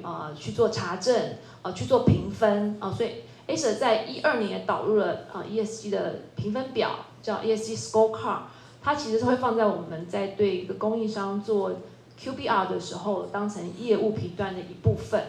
那我们除了评分之外，其实我们也有一些等于评分的话是按照 Acer 的 ESG 的标准在做评比。那另外一块的话，我们2021年我们也导入了我们叫做 Earth 点嘛，就是怎么样让供应商除了符合宏基的标准之外，能不能跟宏基合作，做一些更advance 更前进的一些跟对环境或对社会有益的一些活动。所以我们有一个 Earth 点聚焦在这个产品的设计啊、包材设计啊这些绿能这些物流上面，我们能不能跟供应商一起合作，做更多在有利于社会跟环境价值的工作。所以我觉得其实对供应链管理要做到更有韧性的 ESG 的管理，我觉得就是要长期的 partnership， 然后带着供应商，然后提供他更多的 resource， 然后也能够用这样的一个标准告诉供应商你在玩真的怎么样？我觉得其实经过这样一段的这个时间，我相信其实虽然一开始对于宏基来讲，一开始一定会有很多问题，就是为什么我要做这些？为什么我要遵守这样的标准？但是我想经过10年，尤其在疫情之后，所有的 Acer 供应链的供应商都是一个具有 ESG 韧性的供应商，这是我们的做法。谢谢。谢谢 Grace。那也顺便继续就请教那华硕，那我们在这个 ESG 方面在永续的方面特别供应链上面的一些布局那我想不晓得有没有什么样的经验可以跟大家分享？好，谢谢主持人，也谢谢在座的董事长，还有那个宏基的 Grace 实际上ESG 这个 term， 我们大概梳理一下这个脉络。其实 ESG 这个 term 其实并不是这几年来才有的ESG 这个 term 其实在2005年联合国所发布的一份报告叫 Who Cares Win 的时候，其实它就已经有了。那当时他提到的这个概念是说如果一家企业长期的把这些治理跟环境的因素纳入它的营运要素，那这家企业它长期的表现它会更加卓越。那想当然了在过去这样的情况之下，这样子的脉络其实不太会被这个企业所接受嘛，所以一直到了这个几年来，我们看到包含这个气候变迁、资源的短缺、地缘政治的动荡、贫富差距的恶化，所以我们也有看到越来越多的这种领导的这个企业呢，积极的把这个永续发展整合到它的营运策略当中呢，结合它的核心能力，妥善管理它的这个利害相关者然后期待对企业创造更大的价值那一样华硕是身为这个知名的这个国际品牌嘛实际上我们在这个议题上的布局其实是非常的早，但是更重要的是它其实是一个转型的过程这个我不知道童董事长应该还记得，其实华硕在这个 ESG 的最早的这组织是在2002年，当时呢华硕跟和硕其实还没有分家。那当时呢，其实我们就发现说奇怪，有很多的客户他在传统的品质、成本、交期、服务这些要素之外，他为什么开始要求一些有关于环境、人权这些？所以当时华硕的整个 ESG 组织的滥觞呢，它其实是一个品保中心里面一个小小的5个人的这个单位那经过了这20几年来不断的这个策略的转折，那它目前在华硕呢是一个拥有超过50个人的一个中心级的一个组织从最基本的因应全球的法规的合规，一直到利用永续这件事情去创造差异化的竞争优势都在这个的组织里面其实我要一直强调的是说，它其实重要的是一个转型的一个历程。那华硕怎么看待永续就是我们一直认为永续是一种，它不是一个竞赛所以各位可以看到，华硕从2019年开始，我们就不再参与各式各样的这种永续的评比啦因为我们企业一直不断要强调策略，就是为了要 be different。但是现在的很多的评比呢，它让企业的这个永续呢变成是竞争趋同，所以我们从2019年开始，我们就决定开始走出自己的一条路。所以我们一直强调的是一个从本务实的一个营运策略它不是一种道德的感性诉求，它是一个从本务实的一个营运策略所以我们借由一个这样的过程当中呢，我们很早就开始思考这样的价值。所以我们认为永续的最大的一个困难是，它要跟其他的营运绩效一样，它应该可以被衡量，它也应该可以被管理所以为什么我们在内部是推动所谓的数据化衡量、科技化管理的这种策略性永续，结合我们的核心能力呢，聚焦在4个长期的一个面向，包含气候变迁，包含循环经济 （circular economy）， 包含 responsible 的 manufacturing 责任制造，包含 value creation。所以我简单举个例子，就是说，如果说以现在最当红的这个净零的这个议题，为例哈，我们很早我们就利用这种很数据驱动的创新管理模式来提升决策的这个品质哈，所以我们已经正式承诺，就是说在2025年之前呢，我们要致力于在于华硕自己把这件事情做好，所以我们会强化研发，会强化能源效率，会承诺在供应链在2025年之前的强度要减量25%，我们承诺2030、2035年台湾跟全球要100%使用再生能源。那我们会基于这个所谓的 science-based target 哈，科学化的减量路径，借由投资创新的技术，或是参与国际的碳权市场，去驱动整个价值链去迈向净零。所以我想，我利用很简短的时间，把华硕对 ESG 这件事情我们的一个脉络跟看法，跟我们的一个布局哈，在这边简单的跟大家做一个分享。好，谢谢吴永区长。好，所以同样我们看到其实我们的品牌商啊，其实在这一方面已经不管是Acer 或是华硕都在这方面有所投入。那如果从制造的角度来看，哈，不晓得从和硕这边这个童董事长这边对 ESG 的布局跟一些 ESG 的一些实务上面的一些投入哈，不晓得有没有可以跟大家分享？提到 ESG 这一个话题的话，我要提一下说，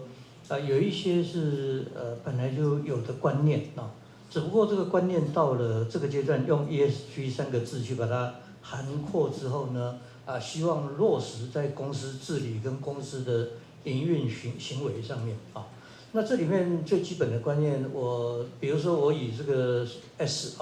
social 的这个 social responsibility 来看的话，我们来讲。在17、18、19世纪的时候，曾经流行所谓的重商主义，重是重视的重，商人的商啊。那重商主义的话，英文可能可以叫做 mercantilism 啊 ，mercantilism 啊。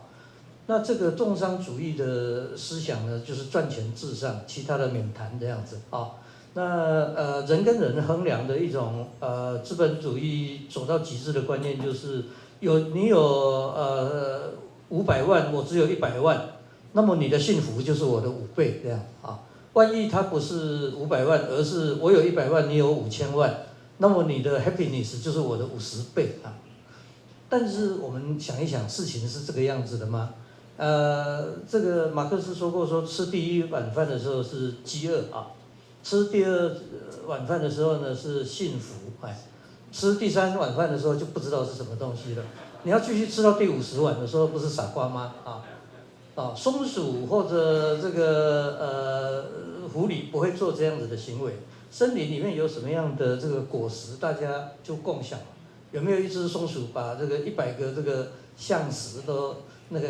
的果实都拉住，然后其他松鼠都饿死？大自然似乎不是这个样子啊。所以曾经盛极一时的重商主义慢慢就被摒弃了。人类社会不再以这个数字为你一个幸福的一个 index 啊。回过头来，我们来想一下刚才在提的观念，你为什么要吃到50碗饭呢？你自己胀死也不算，你也不会觉得比较幸福。你如果是一个经营者，你可以拥有这样的资源，你为什么不能跟你的员工共享？为什么不能跟你的干部共享？为什么不跟你的社会的左邻右舍共享？这个就是 ESG 里面那个 S 啊。social responsibility 的一个重要的观念的这个转折。那我们再过来，我们来谈到 environment 啊。在过往的话呢，人类从很早以前的观念会认为，地球的资源是取之不尽、用之不绝的啊。那你最后才发现说，地球的资源不但不是取之不尽、用之不绝，而且是很脆弱、容易破坏的。就像现在我的家乡花莲啊，台湾人都会把它当作后花园嘛啊，花莲台东是取之不尽用之不绝，其实不对啊。你只要30年那个民宿垃圾乱丢，那个废水乱倒，然后这个排泄物乱倒，你大概民宿经营个20-30年，赚一点蝇头小利，然后你环境就毁掉了。所以这个就是我为什么会佩服严长寿先生，他20年前他就到那个地方，我说你是饭店业的教父，你开一个示范点，他说不行，我开了以后就是以民争利，所以我都是做义工。说服当地的民宿业者那些人，把他送到台北来受训，送到他的亚都丽志来受训，教他们早餐叠棉被怎么服务，顺便教他们，你们那个有太多客人来，你背后要花10万块台币，如果你10万块出不起，我帮你募资，你出一半，别人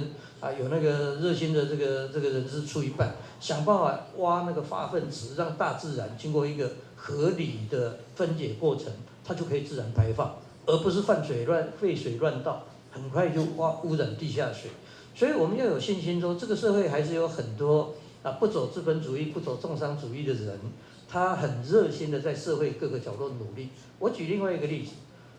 刚才这个永续长提到说，这个我曾经是华硕的议员了啊，那一日华硕，永远华硕啊，这个不好意思哈，这个不要得罪其他 OEM 客户啊，那也不要忘了我是第1任的华硕董事长兼总经理啊，长达5年这样子啊，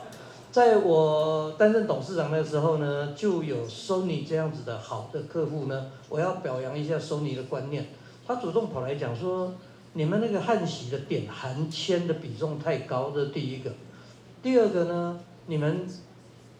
焊接完以后清洗那个电路板用的是氟利碳化物，在那个年代没有人对电子业制造居然会影响环境有概念，是 Sony 教会了我们这样子的小公司。到现在我们和硕每年有这个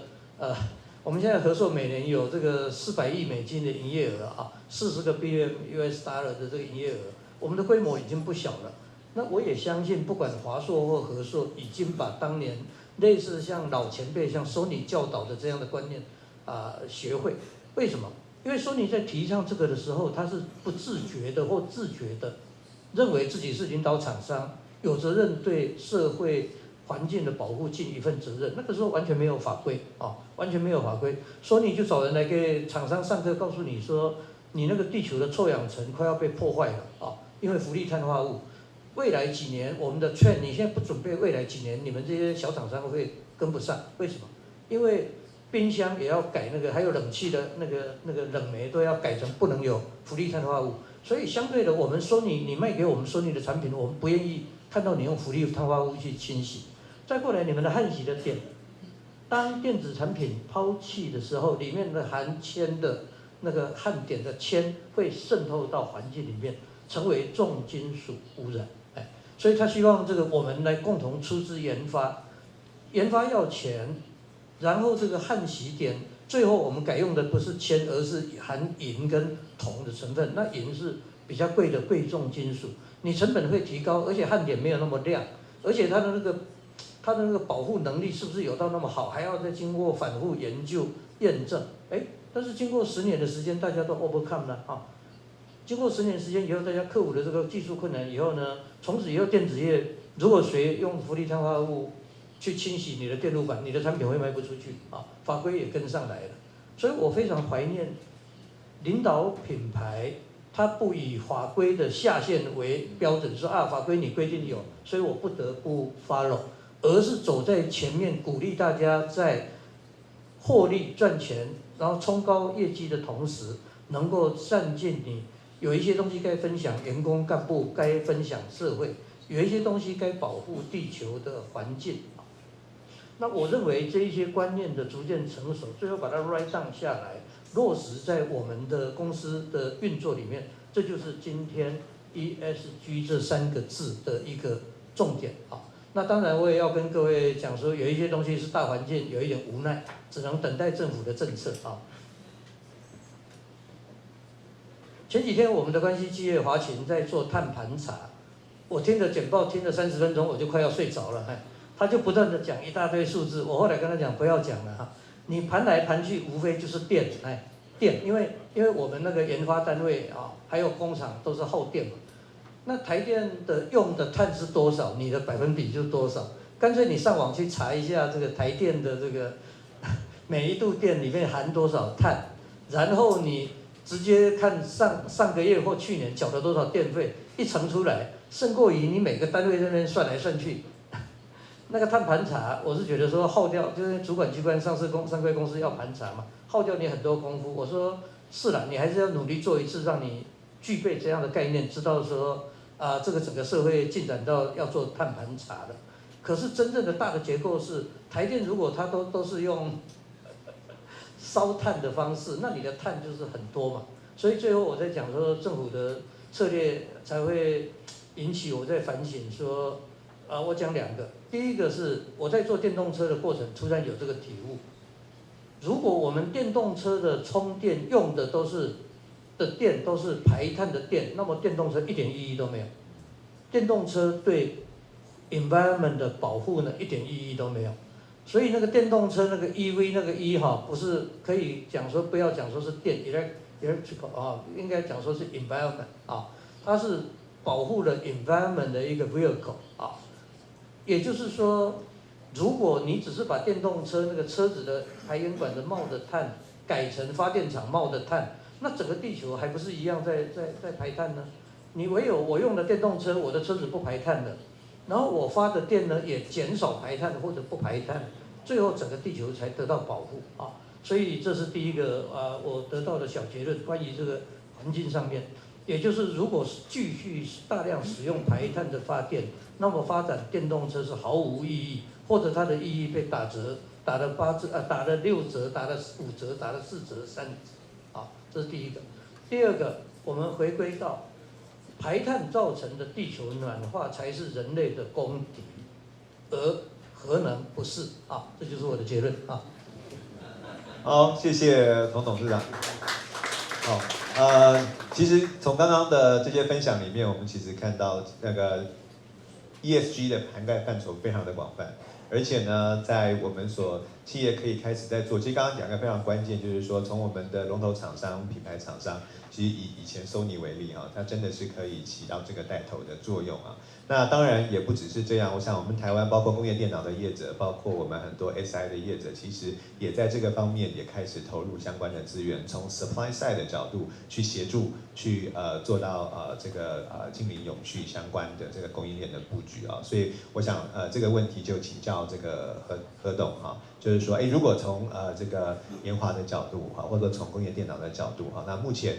台湾的供应链在这方面哈所具备的能耐哈，是不是可以去协助我们的这些业者，包括整个中上下游的业者哈，那我们可以共同来去达成哈，在未来净零永续相关的目标。好，谢谢。因为时间的关系哈，我就不再讲太多哈。我想我们在谈这个永续，当然会想到 ESG 哈。我个人的看法哈。先把E做好，再把G做好。E是因为对企业有利，你一定会去做，所以没有太大的可以谈的。我觉得这个评比者应该看看这个企业主是不是照顾好员工，照顾好供应商，照顾好这个社会。这个E的部分 social 的部分有一个层次。如果员工没有办法照顾好，你跟我讲说你社会回馈，我是不相信的哈。G 的部分也一样嘛，政府有一些法规，你应该请多少读懂？那这个读懂给你的这个要求，你是不是这个遵守？如果这个东西做不到，那我觉得就不要谈这个 ESG。我是从这个角度来看啊。不过我想回头再看刚刚讲的那个全球布局哈。那童董也讲了很多，我个人的经验是这样的哈，这是很困难的。我在2003年决定在印度去设分公司，光是要派一个主管哈，我派了5个人派不出去，就回来2个礼拜就跟我讲说他不去了，什么这个拉肚子拉到10天，然后找不到教堂可以做礼拜，然后还有这个每天晚上睡不着在想台湾想家，最后我没有办法，我是从北京派了2个年轻人去。才把这个组织建起来。我要讲这个事情，就是说，要全球化没那么容易，是很困难。但是应该问我们自己，要不要做？那如果是要做，那就是必须要去，就是一步一步去做。那很多事情都不是一触可及的，它需要一个 involvement， 有一个这个过程。那我是有非常深刻的体验，就是说。只要你坚持这个是对的方向，就去做。有一天you will be there， 但是不要怕困难。谢谢。谢谢何董，谢谢何董。好，那其实刚刚何董也提到时间的关系啊，那因为时间已经是中午了哈，那我想其实最后啊，每个人大概我们1分钟哈，就是30秒到1分钟的一个 comment 啊，就是说，因为毕竟啊，今天我还是有肩负主办单位要求的责任了哈，就是说，那因为我们现在是这月底就是 Computex 啊。那如果我们是从这个 Computex 的角度哈，那不管我们刚刚从全球的供应链布局，好，那其实对 Inside Out 也好 ，Outside In 也好，或是说我们从永续的角度来看，好，那么我们对Computex 可以持续好扮演这个重要的一个台湾跟国际链接的这样的一个角色。那我们会有什么样的一些建议或是期许啊？那我想我的顺序就从这个吴永续长 Grace， 然后到何董，到这个董事长，好不好？好，再次谢谢这个主持人的提问哈。我想 Computex 开幕在即哈，其实我们全公司也是就是完全的就动起来哈。那这次的这个参展当中哈，其实我们也是看到这样的一个趋势哈，所以我们把这个 ESG 哈，把它放成是一个我们非常重要的一个主轴哈。那请各位这个拭目以待。那我们非常期待就是说，在利用 Computex 这样的一个场合呢，能够 demonstrate 就是说华硕呢身为一个国际的品牌，我们呢有能力成为这个 sustainability 的这个 thought leader， 也有能力成为一个 sustainability 的 solution 的一个 provider。好，所以也快速的讲一下，就是说我们在今年年初的时候，在美国的这个 CES 展的时候，我们发布了全球第一台经过认证的碳足迹以及碳中和的笔记型电脑。那我们也刚刚呼应这个蔡总统前一阵子所提到的要成立这个碳权的这个交易所哈，所以我们会进一步的把这样的一个碳权整合到整个华硕的一个解决方案当中哈。那这个详细的这个细节我们会留待给我们的这个执行长哈，在 Computex 的时候来对所有人的来宣布哈。所以我们也非常期待 Computex 的到来哈。谢谢主持人哈，也谢谢大家，谢谢。谢谢。那个何董先好了，不好意思。Grace， 没问题 ，Grace。Grace。Computex 是台湾 ICT 产业很重要的一个舞台哦。那我觉得，永续是这么重要的一个趋势，跟现在正在进行时。Computex 刚刚这个总监也有提到，他已经在这个 ESG 上面，不管是 solution 或者是展区的配合上面，其实都有做一些努力。譬如说，现在参展的厂商都可以挂一些自己的这个，譬如说在永续上面。它是道琼永续指数啊 ，MSCI 或者是 CDP 领导者指数这样的一个企业，我觉得这是一个很好的方向，就是我们不是只有自己说自己做得多好，我们要用国际共同的语言跟所有的世界上所有的这个同业一起沟通哦。那宏基在这上面，其实我们除了核心产品，我们积极的减碳，然后我们在组织上面，我们也承诺了 R100。那宏基其实应该算是国内少数的厂商，我们已经连续从2015年开始，我们全集团的绿电使用的比例已经超过40%，连续8年哦。那我们也会继续努力。那至于在最重要还是我们的产品的 solution 有没有替这个社会、替这个环境有没有尽到这个减碳的这个义务哦？那我也可以呼应一下那个吴执行长，我们其实今年在 CES 也发表了一个新的产品，就是我们叫酷奇桌。我想可能媒体也有一些兴趣，就是自己的电自己发哦，自己一边工作一边运动，一边还可以充电哦。我相信虽然这是一个很有创意的产品，我觉得其实接下来我相信更多的公司也会往这个方向。我觉得就是大家各自在业界里面扮演自己的角色，然后为这个社会然后带来一些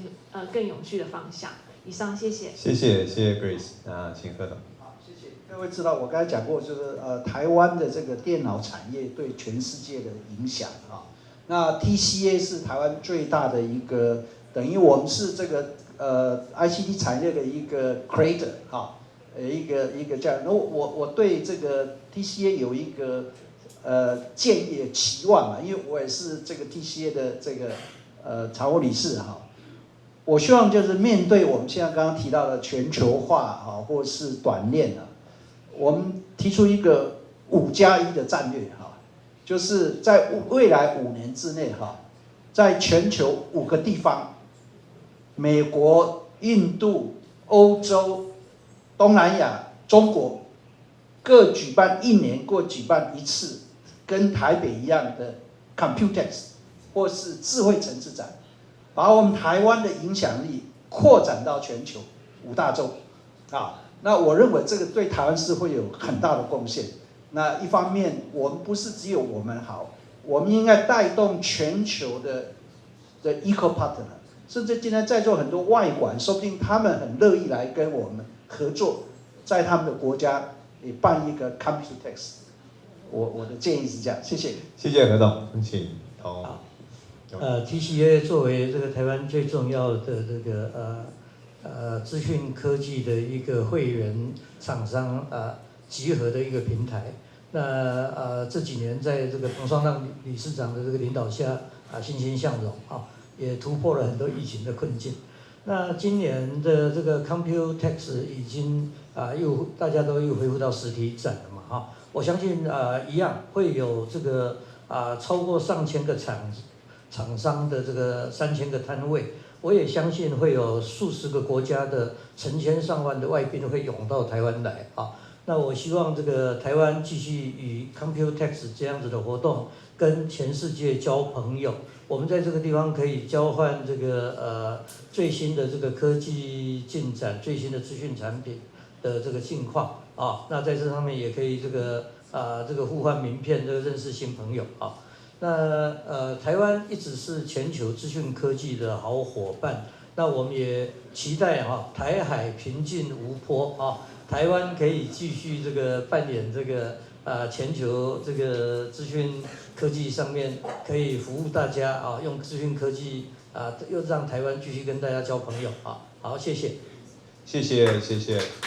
好，谢谢那个几位语坛人那也谢谢童董事长，其实已经帮我做完结论了好，那只是说，因为我们其实有保留一小段的 Q&A 时间了那就现在如果几位语坛人不介意的话，我们是不是开放大家可以有现场提问的机会？是，然后因为我们今天非常多的外国媒体朋友，对，那我们也有为我们台上语坛贵宾准备了我们的耳麦因为我们可以有一些即席口译的部分，对，来协助做翻译，让大家可以在语言之间交流更畅通。对，那我们请我们的伙伴协助一下。好，那接下来我们时间继续交给我们的主持人，然后媒体可以进行提问。那如果想要发问的话，各位可以先举个手，那也报一下您的媒体单位的名称，谢谢。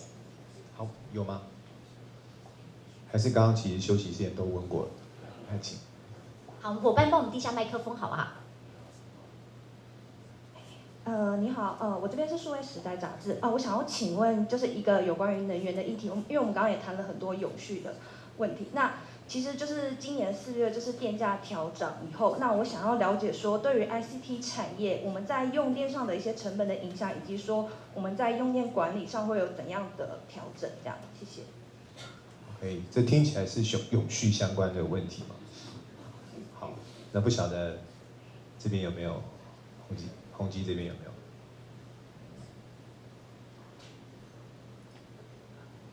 当然，我觉得电价调涨，每个公司的营运成本都会调涨。那只是大家这个电价在这个营运成本的占比不同而有所不同那宏基是因为是品牌，我相信我们的影响可能没有我们的 ODM 或者是供应商来的大，但是我们还是肩负了整个包括集团用电跟供应商整个的趋势，所以的确我觉得看起来第一个是台湾政府的这个能源的这个策略另外一个就是说，对于我们的营运来讲，其实我们是看的是全球那怎么样去做一个合理的调配，然后怎么样带领我们的供应商？我觉得供应商这一块可能在因应这件事上面来讲的急迫性也是相当的重要。了解，谢谢。那请问董事长要？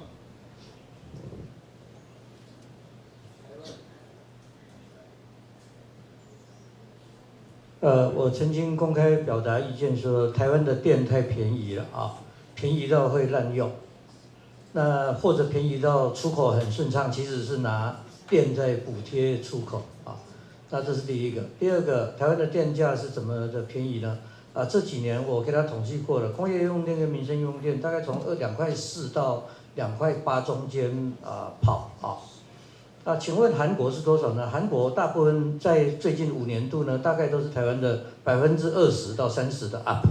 就比台湾这个贵，台湾在2.4块、2.5块的时候，韩国大概在3.1块、3.2块、3.3块不等。日本是多少呢？日本是7块啊，日本是7块，新加坡大概是6块左右，新加坡6块左右。那这是一个观察，就是说台湾不是能源生产国，却用这么便宜的这个电价来这个在销售市场上销售，使得肩负这个供电重任的台电亏损累累。这里面应该要替台电的员工打气说，这不是你们的错啊，这是政策上面使然啊，这是第一个。第二个呢，最近核2的机组第2个机组废掉了，那我要在这边提一下啊，美国作为全世界第1大的石油生产国跟第1大的天然气生产国，美国到目前为止的核能保持20%的用电的占比啊。那美国的核能呢，也占了整个不排碳发电的50%的占比，也就是说，它的太阳能、风力、水力占另外一半，另外一半的不排碳发电是由核能来负担。这个在我来看就是一个黄金比例，一个黄金组合。为什么？因为各位可以上台电的这个网站，它每10分钟公布一次，都非常透明。你们用 keyword 台电用电，然后能源类别，马上会跳出一个曲线图。昨天半夜我还没有睡着觉的时候，半夜3点半，我把曲线图调出来看呢。风力发电是趋近于0，太阳能发电也是0，水力发电0.6、0.5，所以整个半夜呢都是在靠烧煤。那核能因为被特意废掉了另外一个机组，所以它的核能支撑只支撑了4-5%，所以有一位记者朋友问我说，只剩下4-5%有这么重要吗？我告诉你，重要的就是说，到了半夜呢，负担不排碳发电的95%都是核能在负担。如果你再把核能基础再拿掉，那你就是到了日跟夜呢50%的时间呢都是在排碳，这是第一个。第二个，我们因为政策使然，喜欢看绿电，所以会报喜不报忧。比如说我在过去1年，我就看到说，哇，我们的太阳能光电发电的装置容量已经超出核能了，所以就似乎要 de-emphasize 核能，告诉你核能不重要，那是错的。为什么？核能的容量基础就是它的峰值的水准，它的 peak 就是它的 average。一旦核能开始发电，它就是一条线非常稳定。太阳能呢，你告诉我说它的基础装置假设是100 mega 瓦，因为我们有统计过，就是说这个100 mega 瓦呢，你经过1整年运作之后，你会发现它的发电只有占15%，因为半夜不能发电，阴天没办法，那个电很小，下雨天更不要讲，台风天、阴天、多云天，所以最后全世界的水准都类似，有些地方阳光强，有些地方阳光弱。那以台湾的自然条件来讲，你的装置容量就是只有你的真正的发电的15%。那所以说，在这个情形下，你们可以继续看日正当中的时候，大家又报喜不报忧，说你看这个太阳能的 peak 的时候，发电占了15%或17%，但是很抱歉，那个 peak 只有1个小时不到，到了刚天亮还有黄昏的时候，它就必须 peak 除以2，到了傍晚日落之后，那就是0。所以最后就是回归到15%。所以我在这边呼吁的仍然是说，我们要 confront reality 要面对这个现实。台湾的这个间歇能源的这个供应，它就是不稳定。那有人讲说，我可以用这个储能装置。那台电刚举行记者会没多久，4月10几号，台电的副总经理告诉你说，储能装置可以让1度电2.8块变成7.8块，因为你储存再放出去。所以要2.6倍左右的价格所以那个东西都是只有在 UPS 类似那一种不断电系统或紧急供电系统才 afford 得起的你必须要正视整个大规模1年供电要那个产值要超过上兆台币的这一个结构上面要做一个黄金比例。那黄金比例就是我们刚才看到美国的，它是能源生产大国，它仍然保持了20%的核电。那南韩，我昨天晚上看了一下他的资料，他现在目前是27%的核电，他决心要拉高到30%到35%。那台湾目前是掉到，因为被刻意停止那个机组，而且我发现核三2个机组应该可以供应可以供应到5%、6%的，现在有一个大概在税修还是怎么样，我看目前只有2%、3%的供应。那简单讲，你核能的供电不见的电呢，通通是用烧煤、烧天然气的排碳方式在补足。那这就是回过头来讲说，如果在 ESG 这个地方要落实的话，民间这边努力了半天，我告诉你，你不太能够买得到绿电的。为什么？因为绿电就是不够。那绿电不够的情况下，台积电一买就买掉了。你想多花钱买都买不到。那我在大陆是很顺利买到绿电，我生产苹果的手机100%都用的是绿电。那为什么？因为大陆的绿电供应量达到30%，占它30%。可是大陆也很妙的，大陆这30%以外的70%的话呢，大部分都是用煤炭，所以它绿电又做得很好，大过30%。可是它剩下的60%几用煤炭，让一大堆大城市到了春天的时候雾霾都非常的严重。好，那这个以上一点，这个也许是不成熟的意见啊，参考一下。谢谢童董事长。好，不晓得，因为现在是 Q&A 时间哈，大家还有没有什么问题？好，请问还有如果没有，那我要们就问吗？那就差不多了。好，那我们交给那个。好，谢谢。那我们谢谢，我们热烈掌声，谢谢我们主持人跟理财人，好不好？请先回座。